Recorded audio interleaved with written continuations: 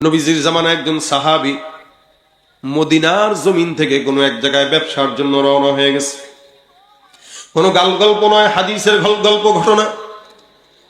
ব্যবসার জন্য কোনো একটা দূর দেশে রওনা। একজন মানুষ একাকী বিশাল বড় সম্পদের পাহাড় নিয়ে রওনা হয়ে গেছে। আশেপাশে কোনো মানুষ নাই, আশেপাশে কেউ নাই, যার কারণে আল্লাহর বান্দা বহুদূর সফরের জন্য রওনা হয়ে একটা জায়গায় তারপরে তাঁবু টাঙাইলো, ওই জায়গায় বিশ্রাম নেওয়ার জন্য যখন তাঁবু টানায়, হঠাৎ করে বান্দা বিশ্রাম নিতে নিতে তাকায় দেখে চতুর্দিক থেকে ডাকাত সর্দার ঘেরাও করে রেখেছে। মরুভূমি, আশেপাশে কোনো মানুষ নাই, কোনো মানুষকে ডাক দিলে আসবে এরকম কোনো হালত নাই, একদম একা। নিচে জমিনে ওই আল্লাহর বান্দা সাহাবী, আর উপরে আমার আল্লাহ রাব্বুল আলামিন। মাঝখানে তাকে বাঁচানোর মতো আর কেউ নাই। ডাকাত সর্দার এসে ডাক দিয়া বলতেছেন, ওই তোমার উটের বাহনের মধ্যে যত সম্পদ আছে সব তাড়াতাড়ি দিয়া দাও, নয়তো ইন্তেকাল হয়ে যাবে। আল্লাহর বান্দা দিয়ে দিতে রাজি হইল, কিন্তু হঠাৎ করে ডাকাত সর্দার কয়, হ্যাঁ সম্পদ তো দিবা, নিজেও মরবা। ভাই সম্পদ নেন, আমারে মাইরেন না, স্বাভাবিক বিষয়। আমরাও আল্লাহ না করুক কেউ ডাকাতের কবলে পড়লে এটাই বলে, ভাই যা নেন, মোবাইল নেন, টাকা নেন, আঘাত দিয়েন না। সাহাবী বলতেছেন, আপনি যা নেন, উটের উপরে যা আছে নিয়ে যান, বাঁচলে ব্যবসা করতে পারবো, কামাইতে পারবো, কিন্তু গায়ে হাত দিয়েন না। ডাকাতের হালতটা ছিল এটা। ওই ডাকাতটা প্রসিদ্ধ ছিল এরকম ভাবেই যে সে যাকে ধরে তারে ছাড়ে না, তার সম্পদ নেয়, তার হত্যাও করে। ডাক দিয়ে বলতেছে, বাঁচার তো কোনো উপায় নাই, মরবা তো 100% লাভ নাই, শেষ কোনো ইচ্ছা থাকলে বলো। তো সাহাবী বলতেছেন, শেষ ইচ্ছা আছে, 2 রাকাত নামাজ পড়তে দিবানি? সুবহানাল্লাহ। আমাদের শেষ ইচ্ছা থাকতো, ভাই বউডার লগে একটু কথা বলবো, একটু পোলাডারে একটু ওসিয়ত করবো। জীবনের কত মানুষের কত রকম শেষ ইচ্ছা, কি খাইবা, একটু ইলিশ মাছের ডিম খাবো, মানে এমনি ইচ্ছা প্রকাশ করে। সাহাবী বলতেছেন, 2 রাকাত নামাজ, আমি আমার মালিকের নিকটবর্তী হইতে চাই মৃত্যুর আগে। কত মানুষ নামাজ পড়ছে, লাভ হয় নাই, তুইও পড়বি, লাভ হবে না। সে মনে করছে সবার নামাজ এক। ভাই সব নামাজ এক না। আল্লাহ কখনো কখনো বলেন, ক্বাদ আফলাহাল মুমিনুন আল্লাযীনা হুম ফী সালাতিহিম খাশিউন। আরে মুমিনরা সফল যারা তাদের নামাজে যত্নবান। আরেকদিকে বলতেছে, ফাওয়াইলুল লিল মুসাল্লিন, এই নামাজিগুলো ধ্বংস, নামাজীদের জন্য ধ্বংস।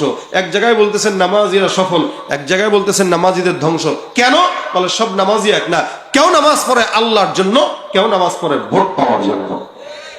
পার্থক্য আছে না? এখন এই আল্লাহর বান্দা ডাক দিয়া বলে, নামাজ পড়বা, পড়ে নাও। সাহাবী আল্লাহর বান্দা নামাজে দাঁড়ায় যায়, সিজদার ভিতরে যায় সুন্দর করে দোয়া করে, ইয়া ওয়াদুদ ইয়া ওয়াদুদ ইয়া ওয়াদুদ ইয়া যাল আরশিল মাজিদ ইয়া ফাআলাল লিমা তুরিদ আসআলুকা বিইজ্জিকাল্লাযী লা ইউরাম ওয়া মুলকিকাল্লাযী লা ইউদাম। আল্লাহর বান্দা সাহাবী দোয়াটা করতেছেন, আনতাকফিনি শাররা হাযাল লাস ইয়া মুগীসু আগিসনি ইয়া মুগীসু আগিসনি। সিজদার ভিতরে যে দোয়া করে, ইয়া মুগীসু আগিসনি ইয়া ওয়াদুদ ইয়া ওয়াদুদ ইয়া ওয়াদুদ ইয়া যাল আরশিল মাজিদ ইয়া ফাআলাল লিমা তুরিদ আসআলুকা বিইজ্জিকাল্লাযী লা ইউরাম ওয়া মুলকিকাল্লাযী লা ইউদাম। আল্লাহর কাছে বারবার দোয়া করে, আয় আল্লাহ তোমার কুদরতের কসম, আমি বিপদের মধ্যে পড়েছি। আল্লাহর প্রশংসা করলো, আনতাকফিনি শাররা হাযাল লাস, আমার জন্য এই ডাকাত সর্দার থেকে হেফাজত করার জন্য তুমি মালিক একাই যথেষ্ট। ইয়া মুগীসু আগিসনি। সিজদায় পড়ে পড়ে আল্লাহর বান্দা সাহাবী বারবার আল্লাহর দরবারে দোয়া করে। হঠাৎ করে দূর থেকে ঘোড়ার পায়ের আওয়াজ কানের ভিতরে আসে। আশেপাশে 100 কিলোমিটার যাবত কোনো মানুষজন নাই। এই গভীর মরুভূমির ভিতরে কোন বান্দা আবার যেন হঠাৎ করে ঘোর সওয়ার হয়ে সামনে আসতেছে। আল্লাহর বান্দার ভয় ঢুকে গেল, না জানি আবার অন্যান্য ডাকাত সর্দাররা আসতেছে। আল্লাহর বান্দার কাছে সামনে এসে একজন বান্দা ডাক দিয়া বলে, এ আল্লাহর বান্দা মাথাটা উঠাও। এই সাহাবী সিজদা শেষ করে, নামাজ শেষ করে বান্দার দিকে তাকায় দেখে সুন্দর পোশাক এক আল্লাহর বান্দা, আর ওই আল্লাহর বান্দার পাশে ওই ডাকাত সর্দারের লাশ পড়ে আছে। সুবহানাল্লাহ। আল্লাহু আকবার, অবাক হয়ে গেছে, কিরে ইনি কে, আর এর হালত এই কেন? আল্লাহর বান্দা সাহাবী ডাক দেয়া বলে, ভাই আপনি কে? চিনলাম না। আবার এই ডাকাত সর্দার মূল্য কিভাবে? আমি তো সিজদায় ছিলাম। এ আল্লাহর বান্দা ডাক দেয়া বলে, সাহাবী তুমি যে এই জায়গায় বসে আল্লাহর দরবারে সিজদা দিয়া মালিককে ডাকলা, আমি তো জমিনের কোন বান্দা নয়, আমি চতুর্থ আসমান থেকে নাজিলকৃত একজন ফেরেশতা। আল্লাহ পাক রব্বুল আলামিন আমাকে পাঠাইছে তোমাকে সাহায্য করার জন্য। সিজদার ভিতরে ঢুকে তুমি যখন দোয়া করেছো, ইয়া মুগীথ আগিসনি, আমার আল্লাহর দরবারে আওয়াজ পৌঁছায় যায়। আমি চতুর্থ আসমানে কাজে ব্যস্ত ছিলাম, আল্লাহর জিকিরে মগ্ন, হঠাৎ করে কানের ভিতরে আওয়াজ। আমার আল্লাহ ডাক দেয়া বলে, হে ফেরেশতার দল, জমিনে এক আল্লাহর বান্দা বিপদের মধ্যে পড়েছে, কে যাবা? আল্লাহ পাকের আওয়াজ আসার সঙ্গে সঙ্গে আমি দাঁড়ায় গেলাম, মালিকরে বললাম, আল্লাহ তোমার এই ছোট্ট ফেরেশতাকে তোমার একজন বান্দার খেদমত করার সুযোগ দিয়া দাও। আমি আমার আল্লাহর আদেশ পাওয়ার পর চতুর্থ আসমান থেকে তোমার কাছে আসলাম। তুমি যেইভাবে সিজদারত অবস্থায় মালিকরে ডাকছো, আসমানে খবর পৌঁছায় গেছে, আল্লাহ পাক আদেশ দিয়েছে আমি যেন তোমাকে বাঁচানোর জন্য ডাকাত সর্দারকে হত্যা করে তোমাকে নিরাপদে তোমার গন্তব্যে পৌঁছায় দেই। সাহাবী তখন আল্লাহ পাক রব্বুল আলামিনের প্রশংসা করলেন। আল্লাহর নবী বলেন, ফাকসিরুদ দুআ, সিজদারত অবস্থায় দোয়া করো, আল্লাহর দরবারে যাও, আল্লাহ পাক রব্বুল আলামিন দেন। মনে রাখবেন, গভীর রাত মেম্বারে ডাকলেও মেম্বার শুনে না, চেয়ারম্যানরে ডাকলেও চেয়ারম্যান শুনে না, কিন্তু যেই বান্দা পাহাড় সমান সমুদ্রের ফেনার সমান গুনাহ নিয়ে আল্লাহর দরবারে সিজদায় পড়ে কান্দে, গভীর রাতে কেউ ডাক না শুনলেও একমাত্র শোনার মতো আছেন কে? তুমি পারো করতে মোচন অভাব দুঃখী লোকে, তুমি পরম মুক্তিদাতা মালিকে জগতের, তুমি পারো করতে মোচন অভাব দুঃখী লোকের, তুমি পরম মুক্তিদাতা মালিক এ জগতের। তোমার কাছে চাই যে পানা, তোমার কাছে চাই যে পানা, আমরা প্রতিদিন তোমার দয়ায় পূর্ণ আমার সারা নিশিদিন। আল্লাহ তুমি দয়ার সাগর, আল্লাহ তুমি দয়ার সাগর, রহমানুর রহিম, তোমার দয়ায় পূর্ণ আমার সারা নিশিদিন। কার দয়া? কার দয়া? নামাজে আল্লাহকে ডাকলে আল্লাহ শুনে কি শুনে না? এজন্য রাসূল বলেন, সিজদায় যায় বেশি বেশি ডাকো। নামাজ আল্লাহর সবচাইতে বেশি বান্দাকে নিকটবর্তী করে। নামাজের মাধ্যমে আল্লাহর সঙ্গে বান্দার কথোপকথন হয়, নামাজের মাধ্যমে আল্লাহর সঙ্গে বান্দার সম্পর্ক তৈরি হয়, যার কারণে আল্লাহ পাক রব্বুল আলামিন বলেন, তোমরা সিজদা দাও, নিকটবর্তী হও। এই জন্য মুসলমান দাবি করলাম, মুসলমান হিসেবে জন্মগ্রহণ করলাম, নামাজ পড়লাম না। অধিকাংশ মানুষের জিন্দেগিতে বরকত না থাকার অন্যতম কারণ হলো বেনামাজি হওয়া। ঘরে বরকত নাই কারণ বিবি নামাজ পড়ে না, সংসারে বরকত নাই সন্তান নামাজ পড়ে না। আল্লাহ পাক এই কারণে নামাজ প্রতিষ্ঠার কথা বলেছেন। কোরআনের সব জায়গায়, যত জায়গায় নামাজের কথা আসছে, ইকিমুনাস সালাহ, ইকামাতিস সালাহ, এই ইকামাত শব্দটা ব্যবহার হয়েছে। কেন? আল্লাহ পাক নামাজ আদায়ের কথা বলেন নাই, প্রতিষ্ঠার কথা বলেছেন।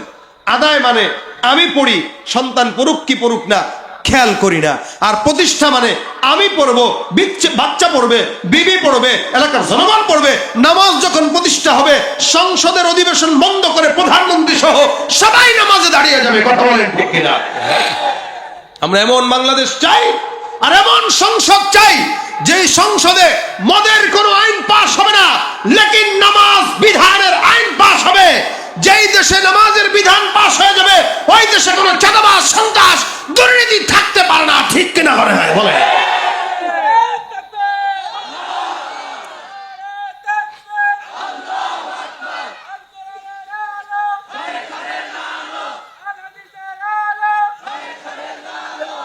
নামাজ কি লাগবে? প্রতিষ্ঠা। বলেন কি লাগবে?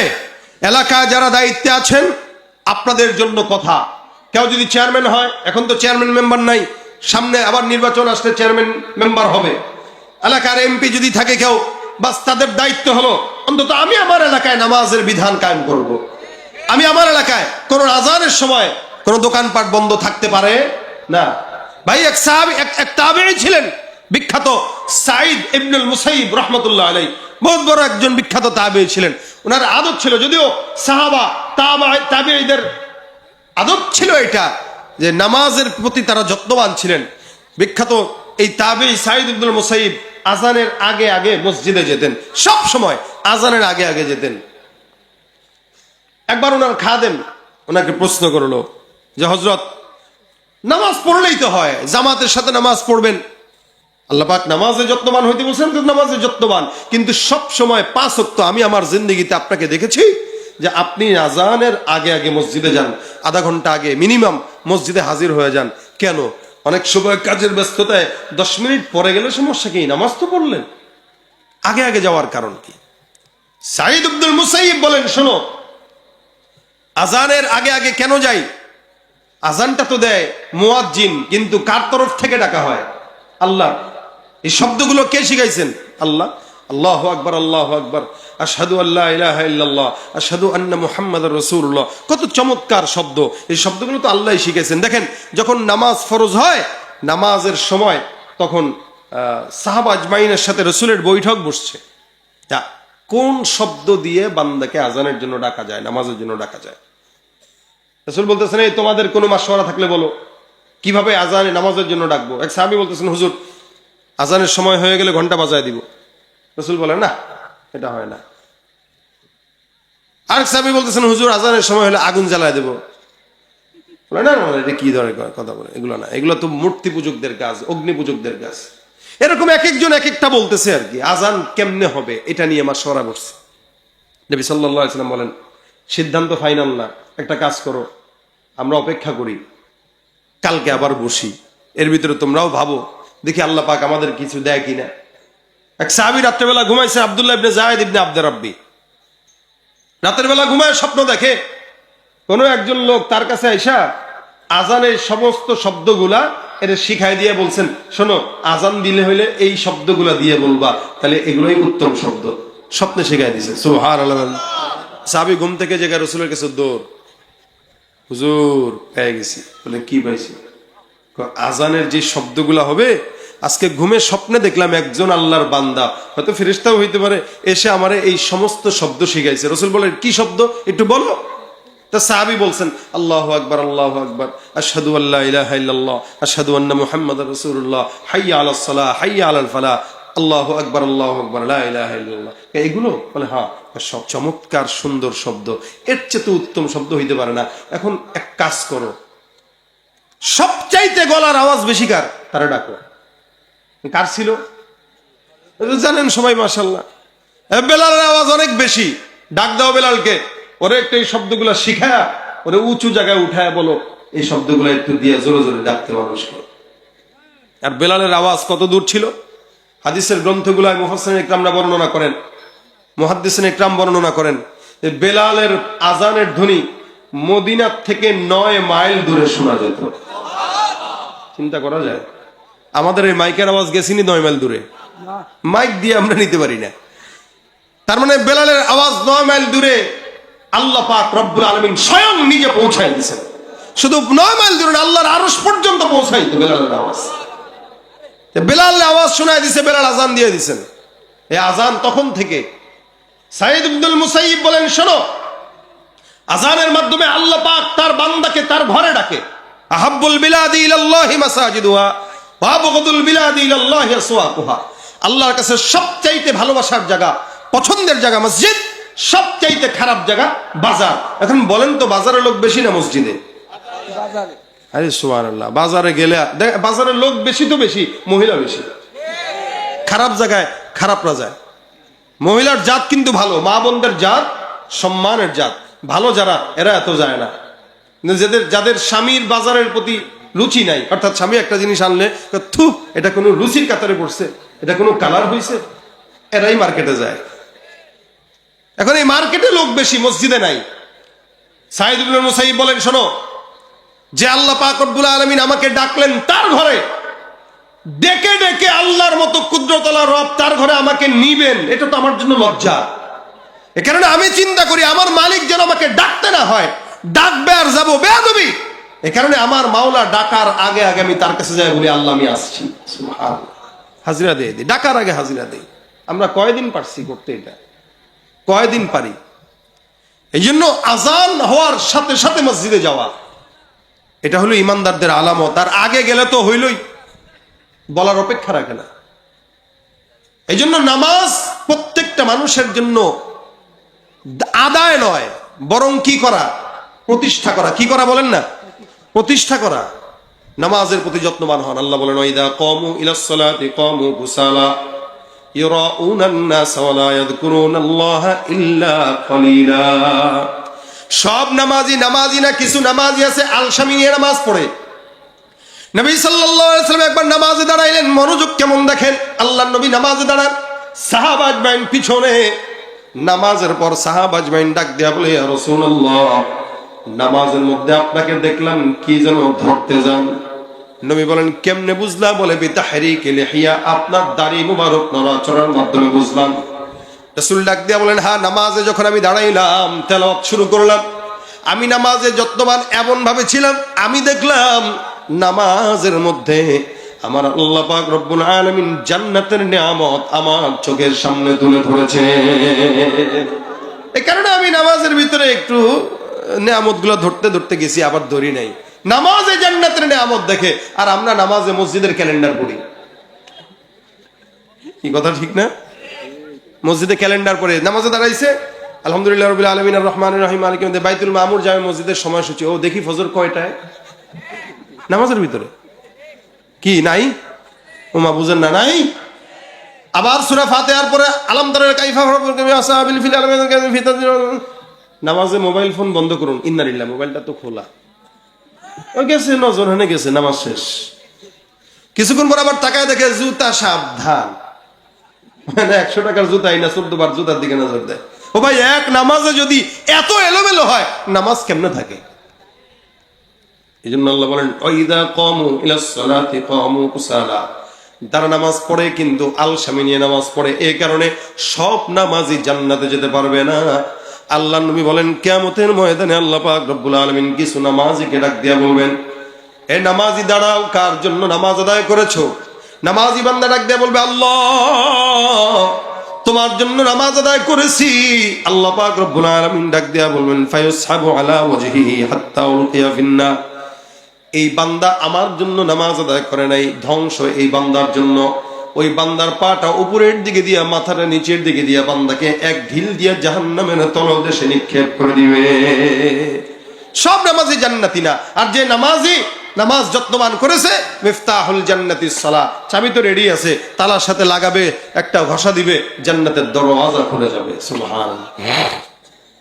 এই জন্য নামাজ পড়া দরকার আছে না নাই? দরকার না ফরজ? বলেন জোরে।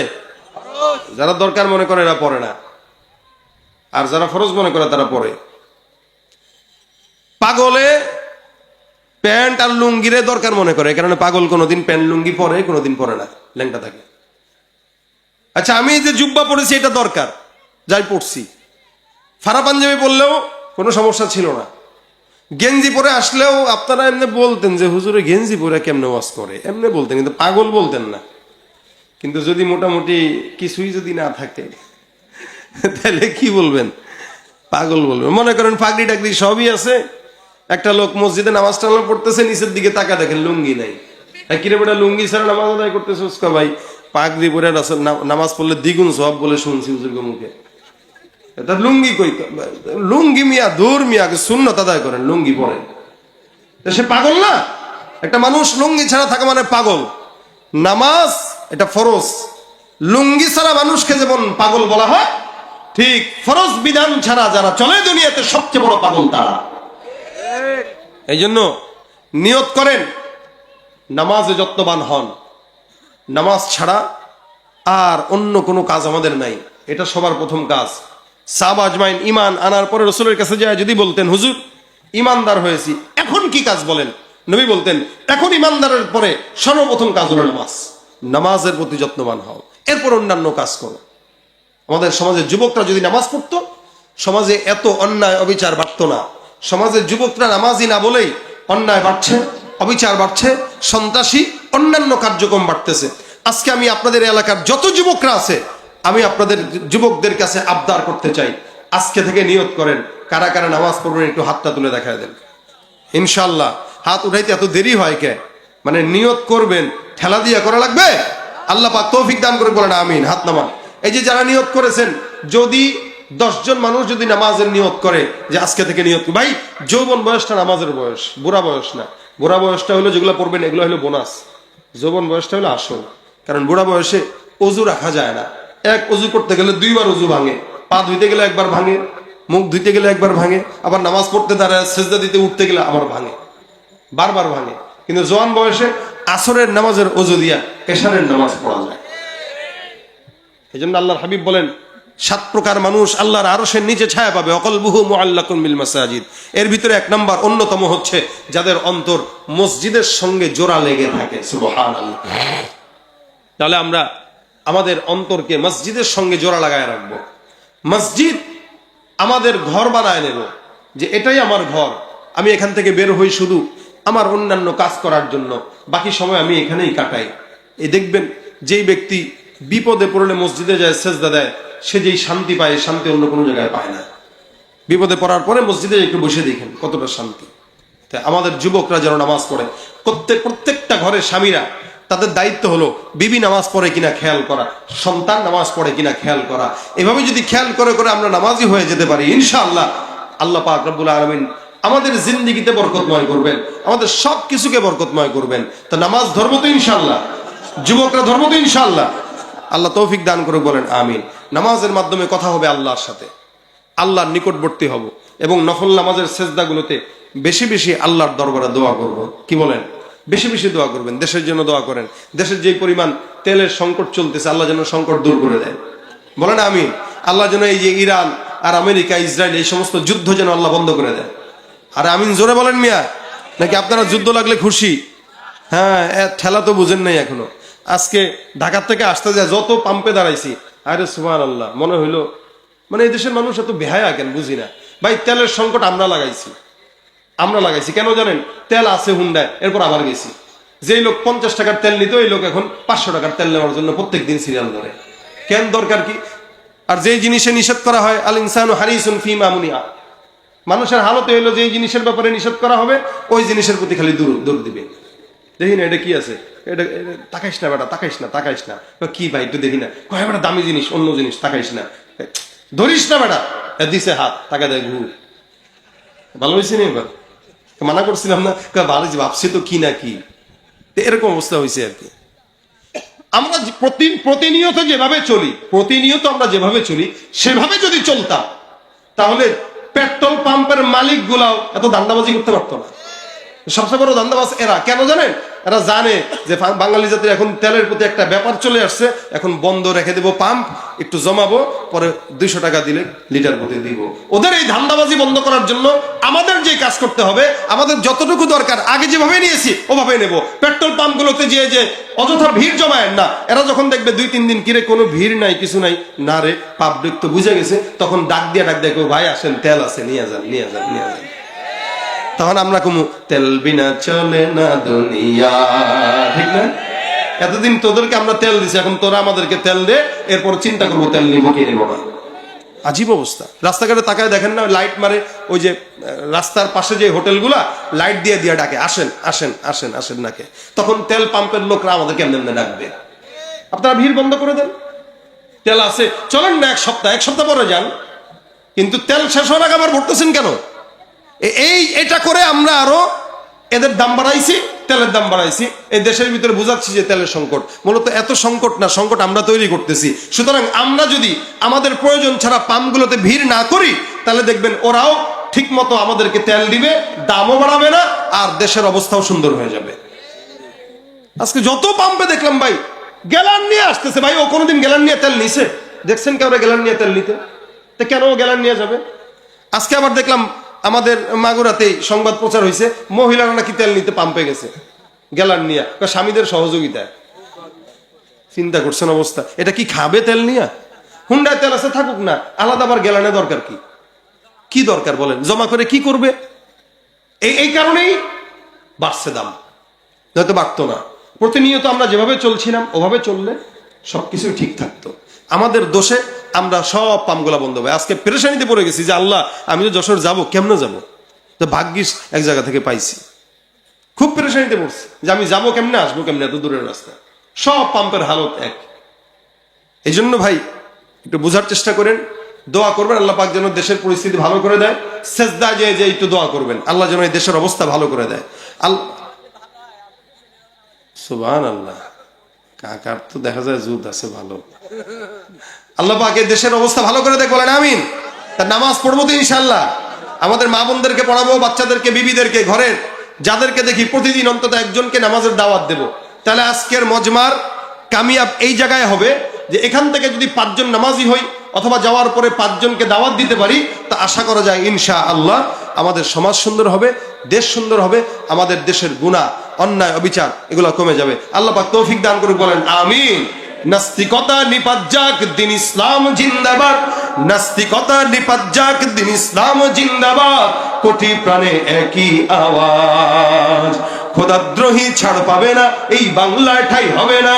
মুসলমানরা জেগেছে আজ, ঠিক কিনা?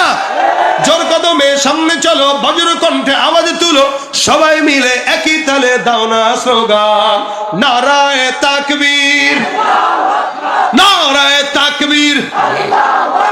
দিন ইসলাম, দিন ইসলাম জিন্দাবাদ, জিন্দাবাদ। ইসলামেরই জন্য দেশের হয়েছে জন্ম, ইসলামের বিরুদ্ধে গেলে দেশ হবে ভিন্ন।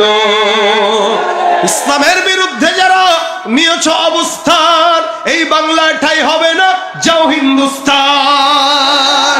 ও জোর কদমে সামনে চলো, বজ্র কণ্ঠে আওয়াজ তুলো, সবাই মিলে একই তালে দাও না স্লোগান, নারায়ে তাকবীর, নারায়ে তাকবীর। মুসলমানের এই দেশেতে নাস্তিকদের ঠাঁই নাই, নাস্তিকদের পক্ষে যারা তাদের কোনো রক্ষা নাই। এই দেশেতে থাকতে হলে কোরআন মানতে হবে, কোরআন না মানলে তারা বিতাড়িত হবে। ও জোর কদমে সামনে চলো, বজ্র কণ্ঠে আওয়াজ তুলো, সবাই মিলে একই তালে দাও না স্লোগান, নারায়ে তাকবীর, নারায়ে তাকবীর। আল কোরআনের আলো ঘরে ঘরে জালো। নাস্তিকতা নিপাত যাক, দিন ইসলাম জিন্দাবাদ। নাস্তিকতা নিপাত যাক, দিন ইসলাম জিন্দাবাদ। কোটি প্রাণে একই আওয়াজ। খোদাদ্রোহী ছাড় পাবে না, এই বাংলায় ঠাই হবে না। মুসলমানরা জেগেছে আজ, ঠিক কিনা?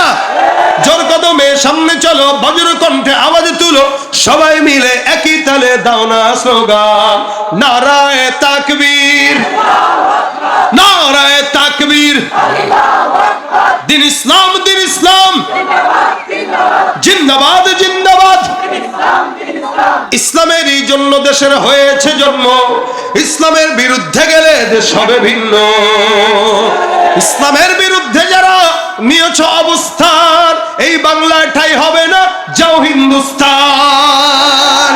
ও জোর কদমে সামনে চলো, বজ্র কণ্ঠে আওয়াজ তুলো, সবাই মিলে একই তালে দাও না স্লোগান, নারায়ে তাকবীর, নারায়ে তাকবীর। মুসলমানের এই দেশেতে নাস্তিকদের ঠাঁই নাই, নাস্তিকদের পক্ষে যারা তাদের কোনো রক্ষা নাই। এই দেশেতে থাকতে হলে কোরআন মানতে হবে, কোরআন না মানলে তারা বিতাড়িত হবে। ও জোর কদমে সামনে চলো, বজ্র কণ্ঠে আওয়াজ তুলো, সবাই মিলে একই তালে দাও না স্লোগান, নারায়ে তাকবীর, নারায়ে তাকবীর। আল কোরআনের আলো ঘরে ঘরে জালো। আসবে বিজয়, রক্ত আর জীবনের বিনিময়। আওয়াজ দিয়া, আসবে বিজয়, রক্ত আর জীবনের বিনিময়, বিপ্লব মানে জীবন দেয়া, বসে থাকা নয়, সে কোনো দিন আসবে না রে করো যদি ভয়। লড়াইয়ের ওই ময়দানেতে যেতে তোমাকে হবে, প্রয়োজনে সব রক্তটুকু জমিনেই ঢেলে দেবে। লড়াইয়ের ওই ময়দানেতে যেতে তোমাকে হবে, প্রয়োজনে সব রক্তটুকু জমিনেই ঢেলে দেবে। তবুও তোমায় লড়তেই হবে, মানিবে না পরাজয়। তবুও তোমায় লড়তেই হবে, মানিবে না পরাজয়। বিপ্লব মানে জীবন দেয়া, বসে থাকা করো যদি ভয়। একসঙ্গে, সে কোনো দিন আসবে না রে। এটা আওয়াজ না, এটা ফালতু হইতেছে। আবার, সে কোনো দিন আসবে না রে, সে কোনো দিন আসবে না রে। আসবে বিজয় রক্ত আর জীবনের বিনিময়, আসবে বিজয় রক্ত আর জীবনের বিনিময়। বিপ্লব মানে জীবন দেয়া, সে কোনো দিন আসবে না রে করো। মজা মাইরা শুনবেন চুপচাপ, আর আমি একা একা গলায় ভাঙ্গা নিয়ে গাবো, এটা হবে না। কষ্ট আমিও করব, আপনারাও করবেন। কথা বলেন ঠিক কিনা? এটাই আমাদের ইসলামী বিনোদন, ইসলামী সংস্কৃতির বিনোদন। কি বলেন ঠিক না? একসঙ্গে, সে কোনো দিন আসবে না রে।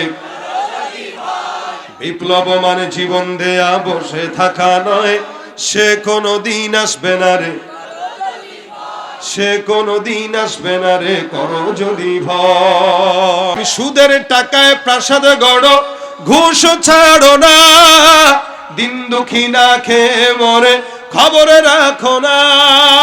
ঠিক কিনা? সুদের টাকায় প্রাসাদ গড়ো, ঘুষ ছাড়ো না, দিন দুঃখী না খেয়ে মরে খবরে রাখো না। তুমি ঘুষ খেয়ে অবিচার করো সাজিয়া প্রধান, তুমি ঘুষ খেয়ে অবিচার করো সাজিয়া প্রধান। তুমি কেমন মুসলমান, তুমি কেমন মুসলমান? নামাজের সাথে নাই পরিচয়, মানো না কোরআন। নামাজের সাথে নাই পরিচয়, মানো না কোরআন। তুমি কেমন মুসলমান? তুমি রমজান এলে রাখো না রোজা, দিনকে করো আঘাত। পয়সা কড়ির নেই তো অভাব, দাও না তো যাকাত। ঠিক কিনা? রমজান এলে রাখো না রোজা, দিনকে করো আঘাত। পয়সা কড়ির নেই তো অভাব, দাও না তো যাকাত। তুমি ইমানদারির বড়াই করো, নেই তোমার ইমান। তুমি ইমানদারির বড়াই করো, নেই তোমার ইমান। তুমি কেমন মুসলমান, তুমি কেমন মুসলমান? নামাজের সাথে নাই পরিচয়, মানো না কোরআন। তুমি কেমন মুসলমান? সত্য না মিথ্যা? নামাজ যারা পড়ে ঘুষও খায়, আসলে কি নামাজি নাকি বেশধারী? বেশধারী। তুমি পারো করতে মোচন অভাব দুঃখী লোকে, তুমি পরম মুক্তিদাতা মালিকে জগতের। তুমি পারো করতে মোচন অভাব দুঃখী লোকের, তুমি পরম মুক্তিদাতা মালিক এ জগতের। তোমার কাছে চাই যে পানা, তোমার কাছে চাই যে পানা। আমরা প্রতিদিন তোমার দয়ায় পূর্ণ আমার সারা নিশিদিন। আল্লাহ তুমি দয়ার সাগর, আল্লাহ তুমি দয়ার সাগর। রহমানুর রহিম, তোমার দয়ায় পূর্ণ আমার সারা নিশিদিন। বিল হক বশীরান ওয়া নাযীরান وداعيا إلى الله بإذنه وسراجا منيرا. أما بعد فأعوذ بالله من الشيطان الرجيم. بسم الله الرحمن الرحيم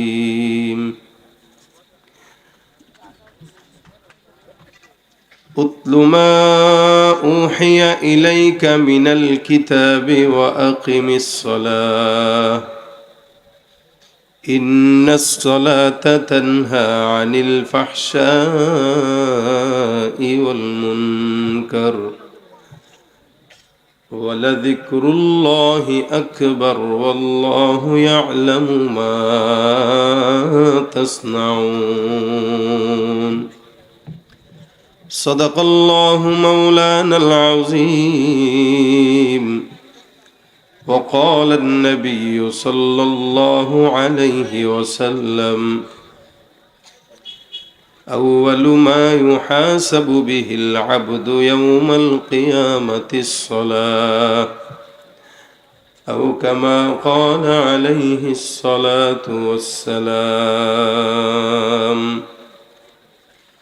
وقال تعالى إن الله وملائكته يصلون على النبي يا أيها الذين آمنوا صلوا عليه وسلموا تسليما زبان كل شكل درود شريف بري اللهم صل على محمد وعلى آل محمد كما صليت على إبراهيم وعلى آل إبراهيم إنك حميد مجيد اللهم بارك على محمد وعلى آل محمد كما باركت على إبراهيم وعلى آل إبراهيم إنك حميد مجيد यहाँ हम सब मुसाफिर हो यही आखिर ठिकाना कोई आगे रवाना है कोई पीछे रवाना बलगल उला बिकमालिही कशफत दुजा बिजमालिही हसनत जमीउ खिसालिही सल्लु अलैहि व आलिही मोहब्बत ज़बान खुले एक तो जिक्र करी ला इलाहा इल्लल्लाह ला इलाहा आवाज दिए एक साथे ला इलाहा इल्लल्लाह ला इलाहा इल्लल्लाह ला इलाहा इल्लल्लाह ला इलाहा इल्लल्लाह ला इलाहा इल्लल्लाह ला इलाहा इल्लल्लाह मुहम्मदुर रसूलुल्लाह सल्लल्लाहु अलैहि वसल्लम। अल्हम्दुलिल्लाह জগহাটি ইসলামিয়া মাদ্রাসার বার্ষিক ওয়াজ মাহফিলের আজকের সম্মানিত দিনপ্রিয় ইসলাম প্রিয় ভাইরা, আল্লাহ পাকের দরবারে শুকরিয়া যে রব্বে করিম আমাদেরকে আজকের এই দিনই মজমায় দিনই কিছু মুজাকারায় শামিল হওয়ার তৌফিক দিয়েছেন। সকলে বলি আলহামদুলিল্লাহ। আল্লাহ পাক তৌফিক এনায়েত করলে অসুস্থ শরীর নিয়ে আপনাদের সামনে উপস্থিত হয়েছি। 3 দিন ধরে জ্বর, ঠান্ডা, নাক কান সব বন্ধ, নিজে কি বলছি নিজেই বুঝতে পারতেছি না, এরকম হালত। এর ভিতরেও চেষ্টা করব স্বল্প সময়ে আপনাদের সাথে জবান রক্ষার্থে যেহেতু আসা হয়েছে কিছু মুজাকারা করব। আল্লাহ পাক মোনাজাত পর্যন্ত আমাদেরকে এখানে বসার তৌফিক দান করুক এবং যা শুনবো বলবো আমাকে আগে, তারপর আপনাদেরকে আমল করার তৌফিক দান করুক, বলেন আমিন। আমরা এখানে সবাই আলহামদুলিল্লাহ আল্লাহর রহমতে ফজলে করমে মুসলমান। এই জায়গায় প্রত্যেকের সাথে প্রত্যেকের আত্মার বন্ধন, দ্বীনি বন্ধন, ভালোবাসার বন্ধন। পৃথিবীতে অন্য কোনো ধর্মে এই ভ্রাতৃত্ববোধ, এই বন্ধন নাই। যেটা ইসলাম ধর্মে আল্লাহ পাক দিয়েছেন। যার কারণে হাদিসে নবী সাল্লাল্লাহু আলাইহি ওয়াসাল্লাম এভাবে বলেছেন, শুধু ভাই ভাই এটাই নয়, বরং একজন একজনের আয়নার মতো। আয়না যেভাবে মানুষের চেহারার দাগ দেখায় কিন্তু কাউকে বলে না, গোপন রাখে। আমাদের দেশের কিছু কিছু নারীরা যেই পরিমাণে মুখে মেকআপ দেয়, মেকআপ দেওয়ার আগের হালত আর পরের হালত, আয়নার যদি জবান থাকতো তাহলে মানুষকে বলে দিত ওর মুখের এই হাল। কি বলেন আপনারা? মানে এটা 1 কেজি 2 কেজি ময়দা দিয়া তারপর সুন্দর হয়। আয়না কথা বলতে পারলে বলতো, এরে এর কাছেও যাইস না, খবরদার। এর জবানের মুখের অবস্থা কিন্তু বেগতিক। উপরে দেখা যাইতেছে আলকাতরা মাখছে, কিন্তু তলের অবস্থা খারাপ। আয়না বলে না এখানে একটা দাগ আছে, আমি নিজে দেখি, এটাকে ডলে ডলে সোনো পাউডার দিয়া এটা কালো দাগ দূর করি। আয়না কাউকে বলে না। এজন্য মুমিন মুমিনের আয়না স্বরূপ, আল মুমিনু মিরআতুল মুমিন। একজন মুমিন আরেকজন মুমিনের কি বলেন না কেন, কি ভাই? আমি মুজাকারা করতে বলছি, ঢাকা থেকে আমার আপনারা নিয়ে আসছেন, আমি অসুস্থ মানুষ। যদি আপনারা চুপচাপ বসে থাকেন, আমরা চুপচাপ শ্রোতার সামনে কথা বলতে অভ্যস্ত না, তো সুতরাং আপনাদের কথা বলতে হবে আমাদের সাথে মুজাকারা। এটাকে কেন আমরা কথা বলতে বলি? এটা মুজাকারা। এখন আপনারা চিন্তা করতে পারেন অনেকে যে আলোচনা আপনি করবেন, আমরা চুপচাপ শুনবো, কথা আমাদের বলা দরকার কি? না, বিষয়টা এমন না। এই যে আমি কথা বলতেছি আমার জবান দিয়ে, আমি মুখ দিয়ে কথা বলবো, হাতের তো কোনো কাজ নাই, কিন্তু হাত কিন্তু অটোমেটিক নড়ে যাচ্ছে। এটা কথা বলার সৌন্দর্য। কি কথা বলার সৌন্দর্য? এখন আমি আপনার সামনে কথা বললাম, এই যে ভাই কেমন আছেন, এখন আপনি বললেন আমি ভালো আছি। আমি আপনারা বলি নাই তো, তা কারে বলছি? আমি উনারে বলছি। তা উনারে বললে উনার দিকে তাকান না কেন? আরে ভাই বলছি আপনারা, তো তাকাইতে হবে কেন? আপনি শুনেন, কথা আপনার সঙ্গে বললাম, বাসার দিকে তাকায় থাকলাম, আপনি মনে করবেন আমি টেরা। বাস্তবতা না? আচ্ছা হাঁটতেছি, মনে করেন আপনি আমার 2 হাত দুনো দিক থেকে বাঁধলেন, বললেন এবার হাঁটেন, আমি হাঁটলাম এমনি। এখন এটা তো এক সুরত, আরেক সুরত হলো কার হাত টাত বাঁধা নাই কিন্তু সে হাঁটেই এমনি। মানুষকে বল, কিরে এই মূর্তি নাকি? হাঁটে যে হাতও নড়ে না, পাও নড়ে না, বডিও নড়ে না, খালি সোজা যাইতেছে রবটের মতো। এ হাঁটার সৌন্দর্য নাই। কিন্তু হাঁটার সৌন্দর্য কার? যে ডান পা সামনে দেয় আর ডান হাত পিছনে যায়, মানে একটা রাজকীয় ভাব আছে, বোঝা যায় সে একটা লিডার। এই হলো হাঁটার সৌন্দর্য। কেন হাত নড়ে? কথার সৌন্দর্য হাত নড়ে। ঠিক বক্তার বক্তব্য সৌন্দর্য শ্রোতাদের স্বতঃস্ফূর্ত জবাবের মাধ্যমে হয়। আপনাদের আওয়াজ আমার জবান থেকে অনেক কিছু বের করতে পারবেন, আবার আপনারা কৃপণ হয়ে বসে থাকবেন, আমি চুপচাপ 2-4টা কথা বলে চলেও যেতে পারবো। কারণ বয়ান সারা বছর করতে হয়, এত শরীরে জুত নাই। তো শ্রোতা যদি জুতের হয় তাহলে জুত অটোমেটিক বেড়ে যায়। মানে আপনারা কি জুতের হবেন না বেজুতের হবেন? হবেন ইনশাল্লাহ। আওয়াজ দিয়ে দেখা দেন নারায়ে তাকবীর, আরো জোরে লিল্লাহে তাকবীর। আসবে বিজয় রক্ত আর জীবনের বিনিময়।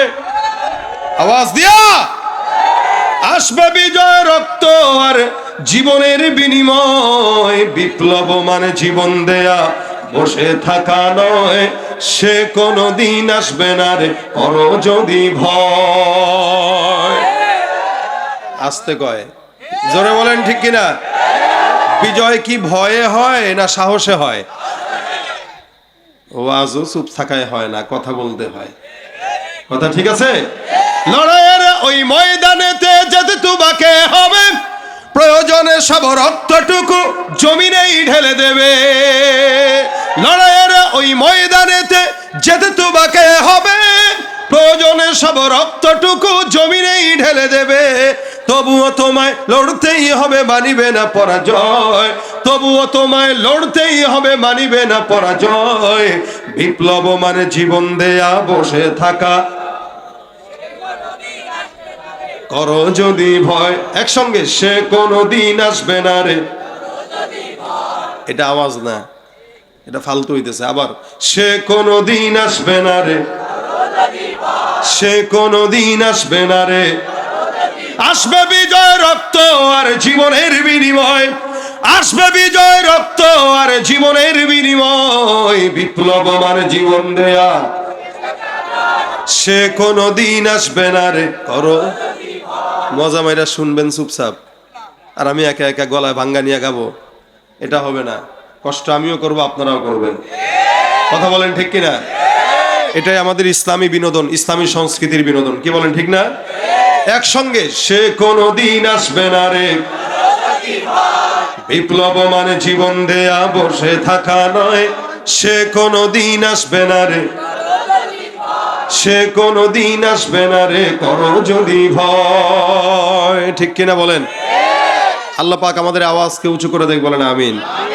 এরকম আওয়াজ যদি পছন্দের হয়, আমার শরীর অসুস্থ নিয়েও আমি দুই একটা শোনানোর ফিকির করব। আর যদি চুপচাপ থাকেন একটাও হবে না, যেটা হয়ে গেছে বাস শেষ, আর নাই। কারণ ওয়াজ করতেও কষ্ট, গজল গাইতেও কষ্ট।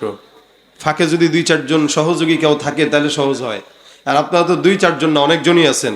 সহযোগিতা শেষ পর্যন্ত করলে শুনবেন, না করলে চুপচাপ আওয়াজ শুনে চলে যাবেন। আওয়াজ হবে, দিতে পারবেন তো ইনশাল্লাহ? এই সাইডে যারা দাঁড়ায় আছে একটু বসতে পারতেছেন না? একটু বসে যান ফাঁকে ফাঁকে, আগানো লাগবে না, ফাঁকে জায়গা আছে, বহুত জায়গা আছে ভিতরে ফাঁকে ফাঁকে। যে বসার সে পিছনে যায় বসে, আর যে দাঁড়ায় থাকার সে জায়গা থাকলেও দাঁড়ায় থাকে।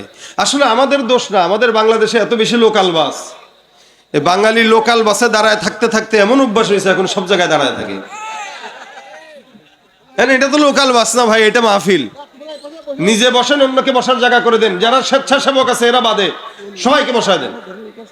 আপনারা যারা এই যে বেস লাগানো আছে, আপনারা অন্যদেরকে ঠেলা দিয়ে দিয়ে বসায় দেন, বসায় দেন সবাইকে।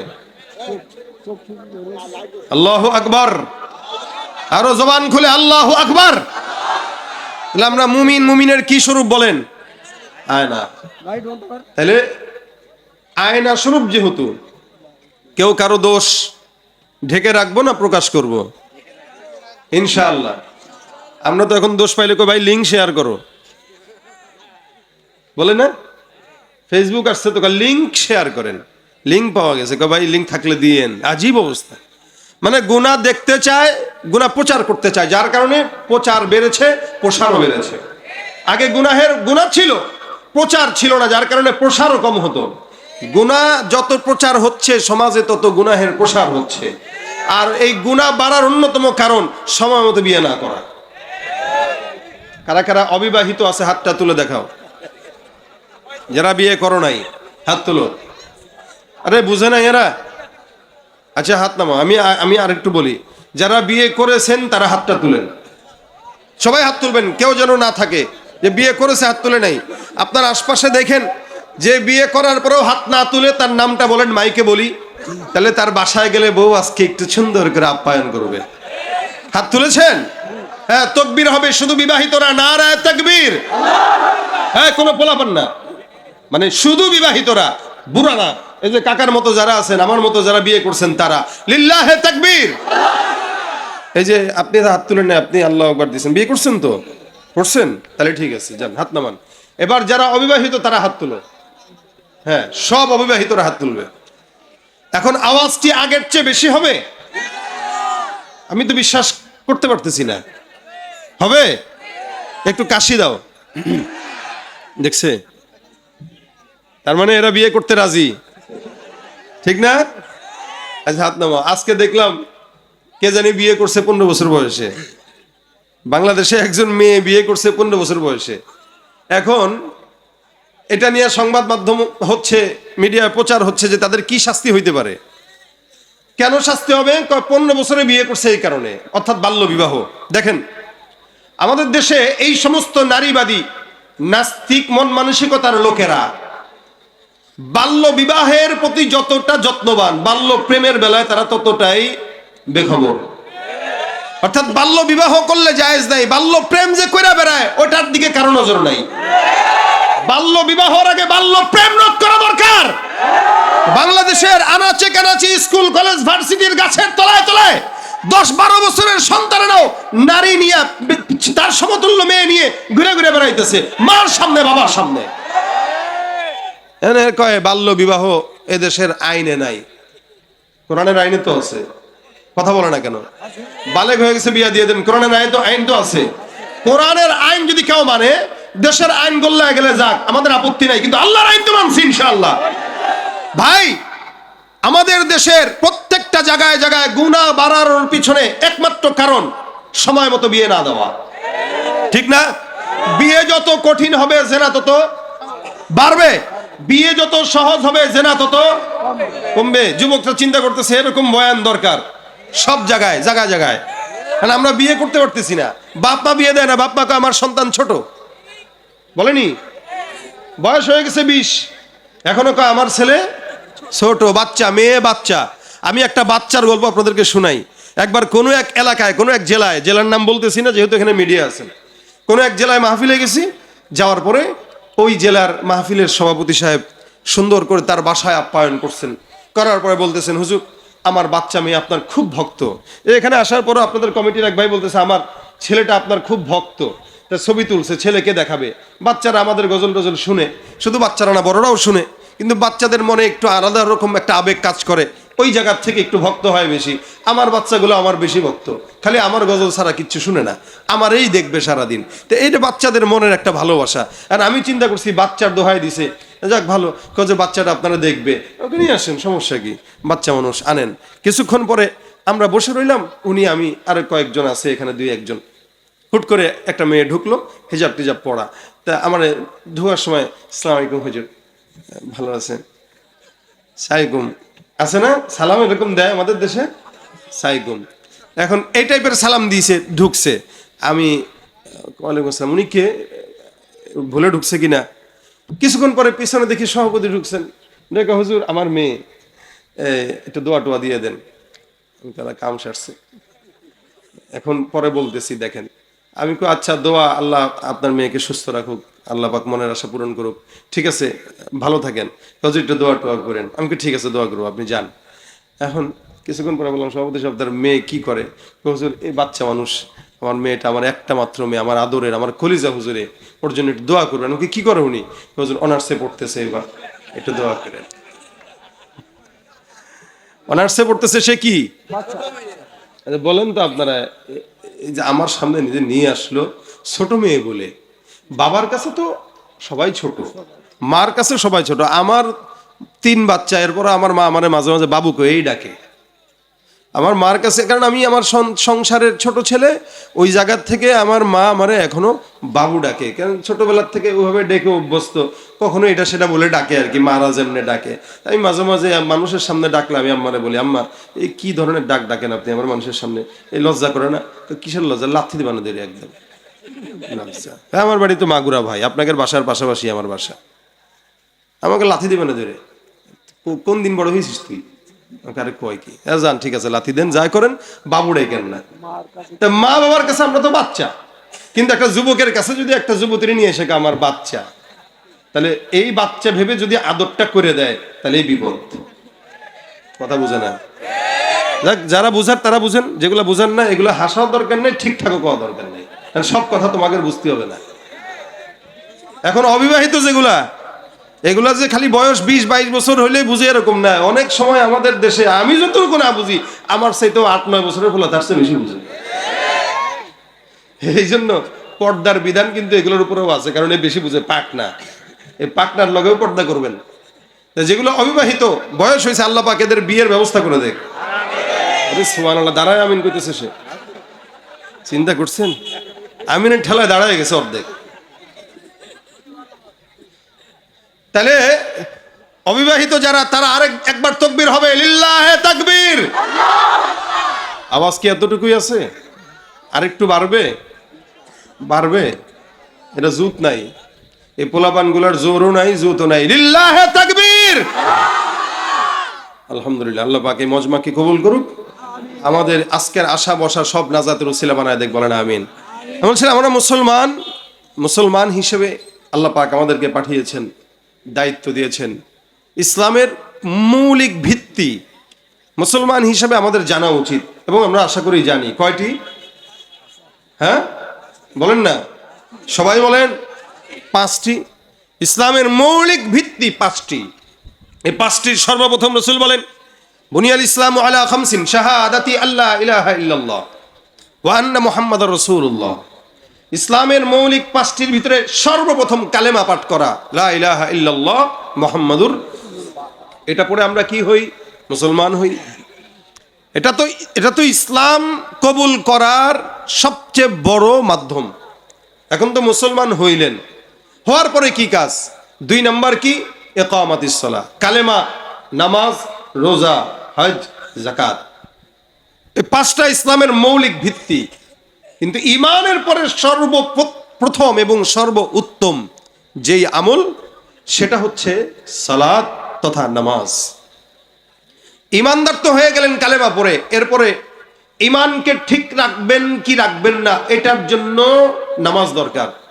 রাসূল বলেন, একজন কাফের একজন মুমিনের ভিতরে সবচেয়ে বড় পার্থক্য হইল নামাজ। যে ঈমানদার সে নামাজ পড়বে, যে কাফের সে পড়বে না, এটাই স্বাভাবিক। আমাদের দেশের ঈমানদারেরা নামাজ পড়ে না, যার কারণে সকালে ফজরের নামাজের চিত্র একরকম, জুমার নামাজের চিত্র একরকম। ফজরের নামাজ দেখলে মনে হয় এদেশে কোনো ঈমানদার নাই, সব নাস্তিক। আর জুমার চিত্র দেখলে মনে হয় এদেশে কোনো নাস্তিক নাই, সবই ঈমানদার। কি কথা বুঝেন নাই? জুমার নামাজে লোকের অভাব নাই, ফজরের নামাজে লোক খুঁজে পাওয়া যায় না। অথচ ঈমানদার দাবি করে নামাজ নাই, রোজা নাই, যাকাত নাই, হজ নাই, বাস দাবি করে ঈমানদার। এজন্য আল্লাহ রাসূল বলেন, ইকামাতিস সালাহ, নামাজ প্রতিষ্ঠা করো। ঈমানদার হইছো, তো ঈমানকে টিকায় রাখার জন্য নামাজ। কারণ ঈমান এটা মুমিনের কমে আর বাড়ে। আল্লাহ রাসূল অন্য হাদিসে বলেন, আল ঈমান হুয়া ইয়াজিদু ওয়া ইয়ানকুসু। ঈমান এটা বাড়ে আর কমে। বাড়ে কমে মানে লাইটের ভোল্টেজ যখন বাড়ে পাওয়ার বাড়ে, ভোল্টেজ যখন কমে তো পাওয়ার কমে। এক সাহাবী রাসূলের কাছে বলতেছেন, ইয়া রাসূলুল্লাহ, আমার ঈমান যে আছে না নাই এটা বুঝবো কিভাবে? নবী বলেন, যন্ত্র আছে তো। বলে, কি যন্ত্র? আল্লাহ রাসূল বলেন, মসজিদে যাও, নামাজে দাঁড়াও, তেলাওয়াত করো। যদি মসজিদে গেলে নামাজ পড়লে তেলাওয়াত করলে দিলে শান্তি লাগে, বুঝবা ঈমান ঠিক আছে। আর যদি দিলে অশান্তি লাগে, বুঝবা ঈমান ঠিক নাই। ঘুষ খাইলে যদি মজা লাগে, তাহলে বুঝবা ঈমান ঠিক নাই। সুদের কারবারি করো, মজা লাগে, ঈমান ঠিক নাই। অর্থাৎ ভালো কাজ ভালো লাগবে, খারাপ কাজ খারাপ লাগবে, এ হলো ঈমানের আলামত। আর ভালো কাজ ভালো লাগে না, খারাপ কাজ খারাপ লাগে না, এটা হলো কুফরির আলামত, বেঈমানের আলামত। এখন আপনার ঈমানকে টিকায় রাখার জন্য খারাপ কাজ থেকে বেঁচে থাকতে হবে, নেক কাজ করতে হবে। এটার জন্য 1 নাম্বার উপায় হলো নামাজ। কি বলেন? আল্লাহ পাক বলেন, ইন্নাস সালাতা তানহা আনিল ফাহশাই ওয়াল মুনকার। নিশ্চয়ই নামাজ এমন একটা ইবাদত, যে ইবাদতটা বান্দা যখন পূর্ণাঙ্গভাবে আদায় করে, আল্লাহ পাক রব্বুল আলামিনের ওই বান্দার নামাজটা বান্দাকে যাবতীয় সকল প্রকার গুনাহ থেকে বান্দার হেফাজত করে। সকল প্রকার গুনাহ, ফাহশা ওয়াল মুনকার, এখানে 2টা শব্দ ব্যবহৃত হয়েছে। ফাহেশা গুনাহ মানে যত ইচ্ছাকৃত গুনাহ, অর্থাৎ গালিগালাজ, এটা সেটা মানুষ ইচ্ছাকৃত যে সমস্ত গুনাহ করে, এটাকে বলা হয় ফাহেশা। আর মুনকার মানে অনিচ্ছাকৃত গুনাহ, কিন্তু সে ইবাদত মনে করে করতেছে, এই টাইপের গুনাহ। অনেক মুহাদ্দিসিন একটা মুফাসসিরিন একটা এভাবে বলেন যে এটা সে গুনাহ মনে করে করে না, নেক মনে করে করতেছে, কিন্তু আসলে গুনাহ। অথবা সে জানেই না কিন্তু গুনাহ, এগুলো মুনকার। তাহলে কেউ যদি নামাজ আদায় করে ইচ্ছায় অনিচ্ছা যত গুনাহ হবে, সব গুনাহ থেকে নামাজ তাকে কি করবে? হেফাজত করবে। বলেন কি করবে? বাঁচায় দিবে। অর্থাৎ নামাজ আর ঘুষ একসঙ্গে হবে না, নামাজ আর সুদ একসঙ্গে হবে না। কিন্তু আমাদের দেশে অধিকাংশ নামাজিরা আছে যারা ঘুষের সঙ্গে জড়িত, দুর্নীতির সঙ্গে জড়িত, চাঁদাবাজির সঙ্গে জড়িত, সন্ত্রাসীর সঙ্গে জড়িত, সুদের টাকার সঙ্গে জড়িত। আছে কি নাই? তুমি সুদের টাকায় প্রাসাদ গড়ো, ঘুষ ছাড়ো না, দিন দুঃখী না খেয়ে মরে খবরে রাখো না। ঠিক কিনা? সুদের টাকায় প্রাসাদ গড়ো, ঘুষ ছাড়ো না, দিন দুঃখী না খেয়ে মরে খবরে রাখো না। তুমি ঘুষ খেয়ে অবিচার করো সাজিয়া প্রধান, তুমি ঘুষ খেয়ে অবিচার করো সাজিয়া প্রধান। তুমি কেমন মুসলমান, তুমি কেমন মুসলমান? নামাজের সাথে নাই পরিচয়, মানো না কোরআন। নামাজের সাথে নাই পরিচয়, মানো না কোরআন। তুমি কেমন মুসলমান? তুমি রমজান এলে রাখো না রোজা, দিনকে করো আঘাত। পয়সা কড়ির নেই তো অভাব, দাও না তো যাকাত। ঠিক কিনা? রমজান এলে রাখো না রোজা, দিনকে করো আঘাত। পয়সা কড়ির নেই তো অভাব, দাও না তো যাকাত, তুমি ইমানদারির বড়াই করো নেই তোমার ইমান, তুমি ইমানদারির বড়াই করো নেই তোমার ইমান, তুমি কেমন মুসলমান, তুমি কেমন মুসলমান, নামাজের সাথে নাই পরিচয়, মানো না কোরআন, তুমি কেমন মুসলমান। সত্য না মিথ্যা?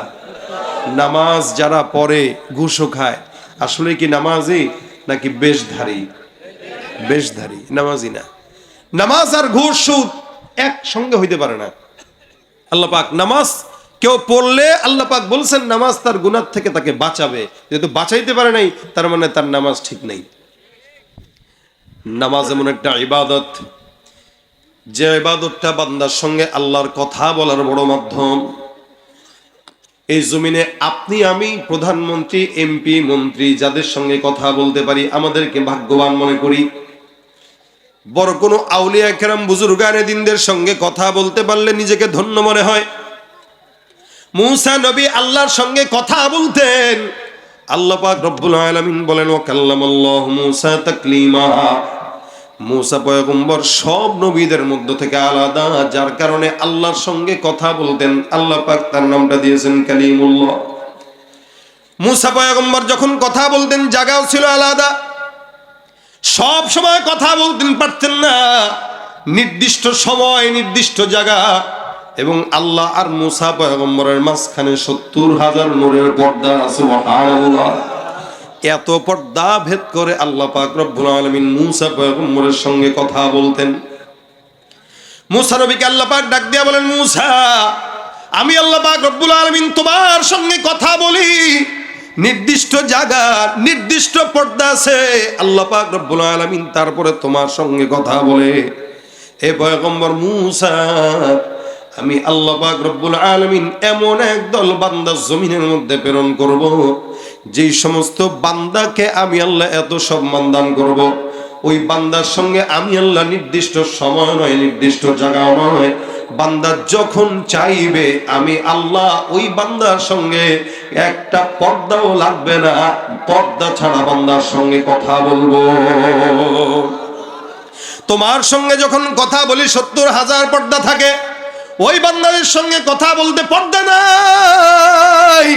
আমি আল্লাহ পাক রব্বুল আলামিনের বান্দা যখন চাইবে আমি আল্লাহর সঙ্গে নামাজের মাধ্যমে কথা বলবে।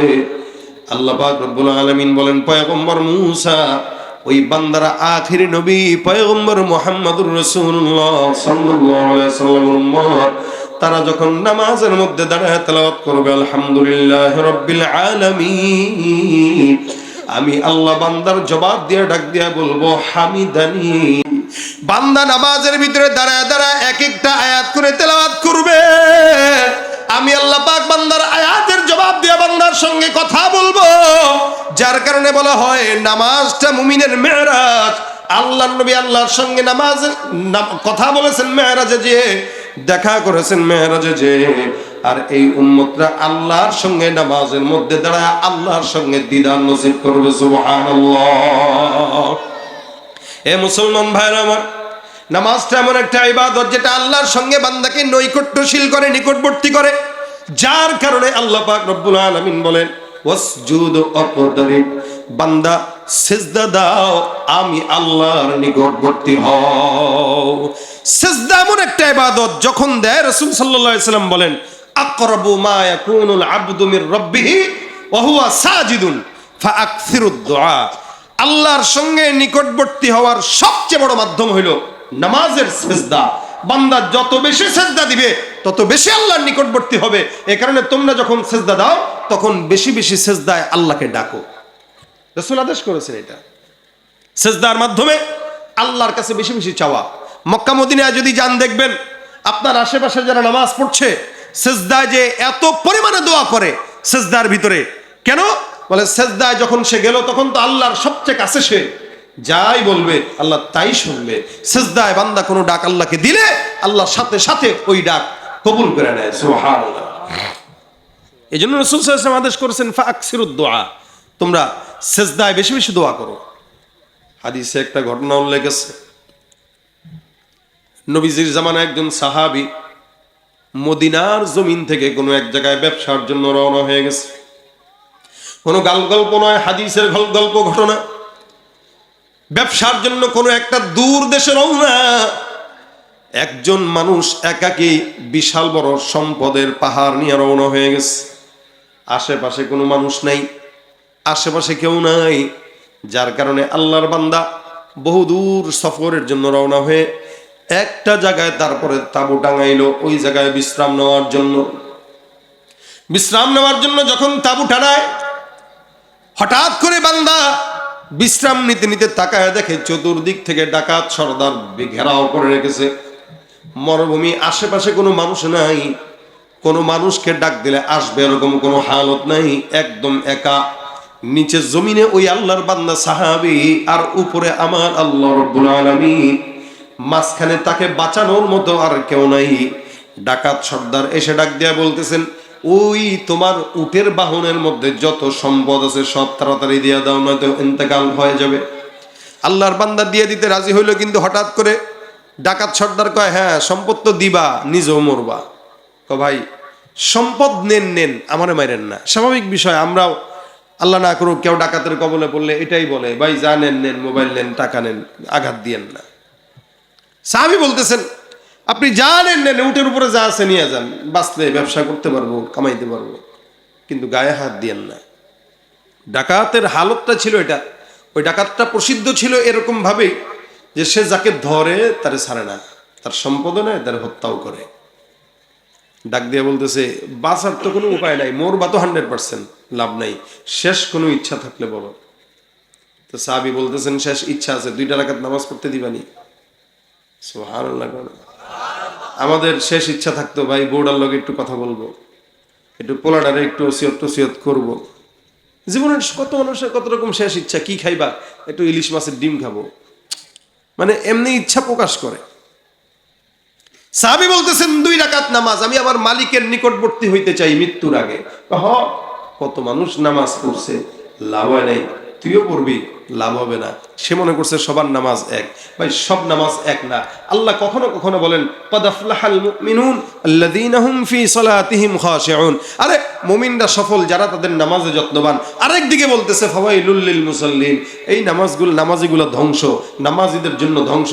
এক জায়গায় বলতেছেন নামাজীরা সফল, এক জায়গায় বলতেছেন নামাজীদের ধ্বংস। কেন? বলে সব নামাজি এক না, কেউ নামাজ পড়ে আল্লাহর জন্য, কেউ নামাজ পড়ে ভোট পাওয়ার জন্য। পার্থক্য আছে না? এখন এই আল্লাহর বান্দা ডাক দিয়া বলে, নামাজ পড়বা, পড়ে নাও। সাহাবী আল্লাহর বান্দা নামাজে দাঁড়ায় যায়, সিজদার ভিতরে যায় সুন্দর করে দোয়া করে, ইয়া ওয়াদুদ ইয়া ওয়াদুদ ইয়া ওয়াদুদ ইয়া যাল আরশিল মাজিদ ইয়া ফাআলাল লিমা তুরিদ আসআলুকা বিইজ্জিকাল্লাযী লা ইউরাম ওয়া মুলকিকাল্লাযী লা ইউদাম। আল্লাহর বান্দা সাহাবী দোয়াটা করতেছেন, আনতাকফিনি শাররা হাযাল লাস ইয়া মুগীসু আগিসনি ইয়া মুগীসু আগিসনি। সিজদার ভিতরে যে দোয়া করে, ইয়া মুগীসু আগিসনি ইয়া ওয়াদুদ ইয়া ওয়াদুদ ইয়া ওয়াদুদ ইয়া যাল আরশিল মাজিদ ইয়া ফাআলাল লিমা তুরিদ আসআলুকা বিইজ্জিকাল্লাযী লা ইউরাম ওয়া মুলকিকাল্লাযী লা ইউদাম। আল্লাহর কাছে বারবার দোয়া করে, আয় আল্লাহ তোমার কুদরতের কসম, আমি বিপদের মধ্যে পড়েছি। আল্লাহর প্রশংসা করলো, আনতাকফিনি শাররা হাযাল লাস, আমার জন্য এই ডাকাত সর্দার থেকে হেফাজত করার জন্য তুমি মালিক একাই যথেষ্ট। ইয়া মুগীসু আগিসনি।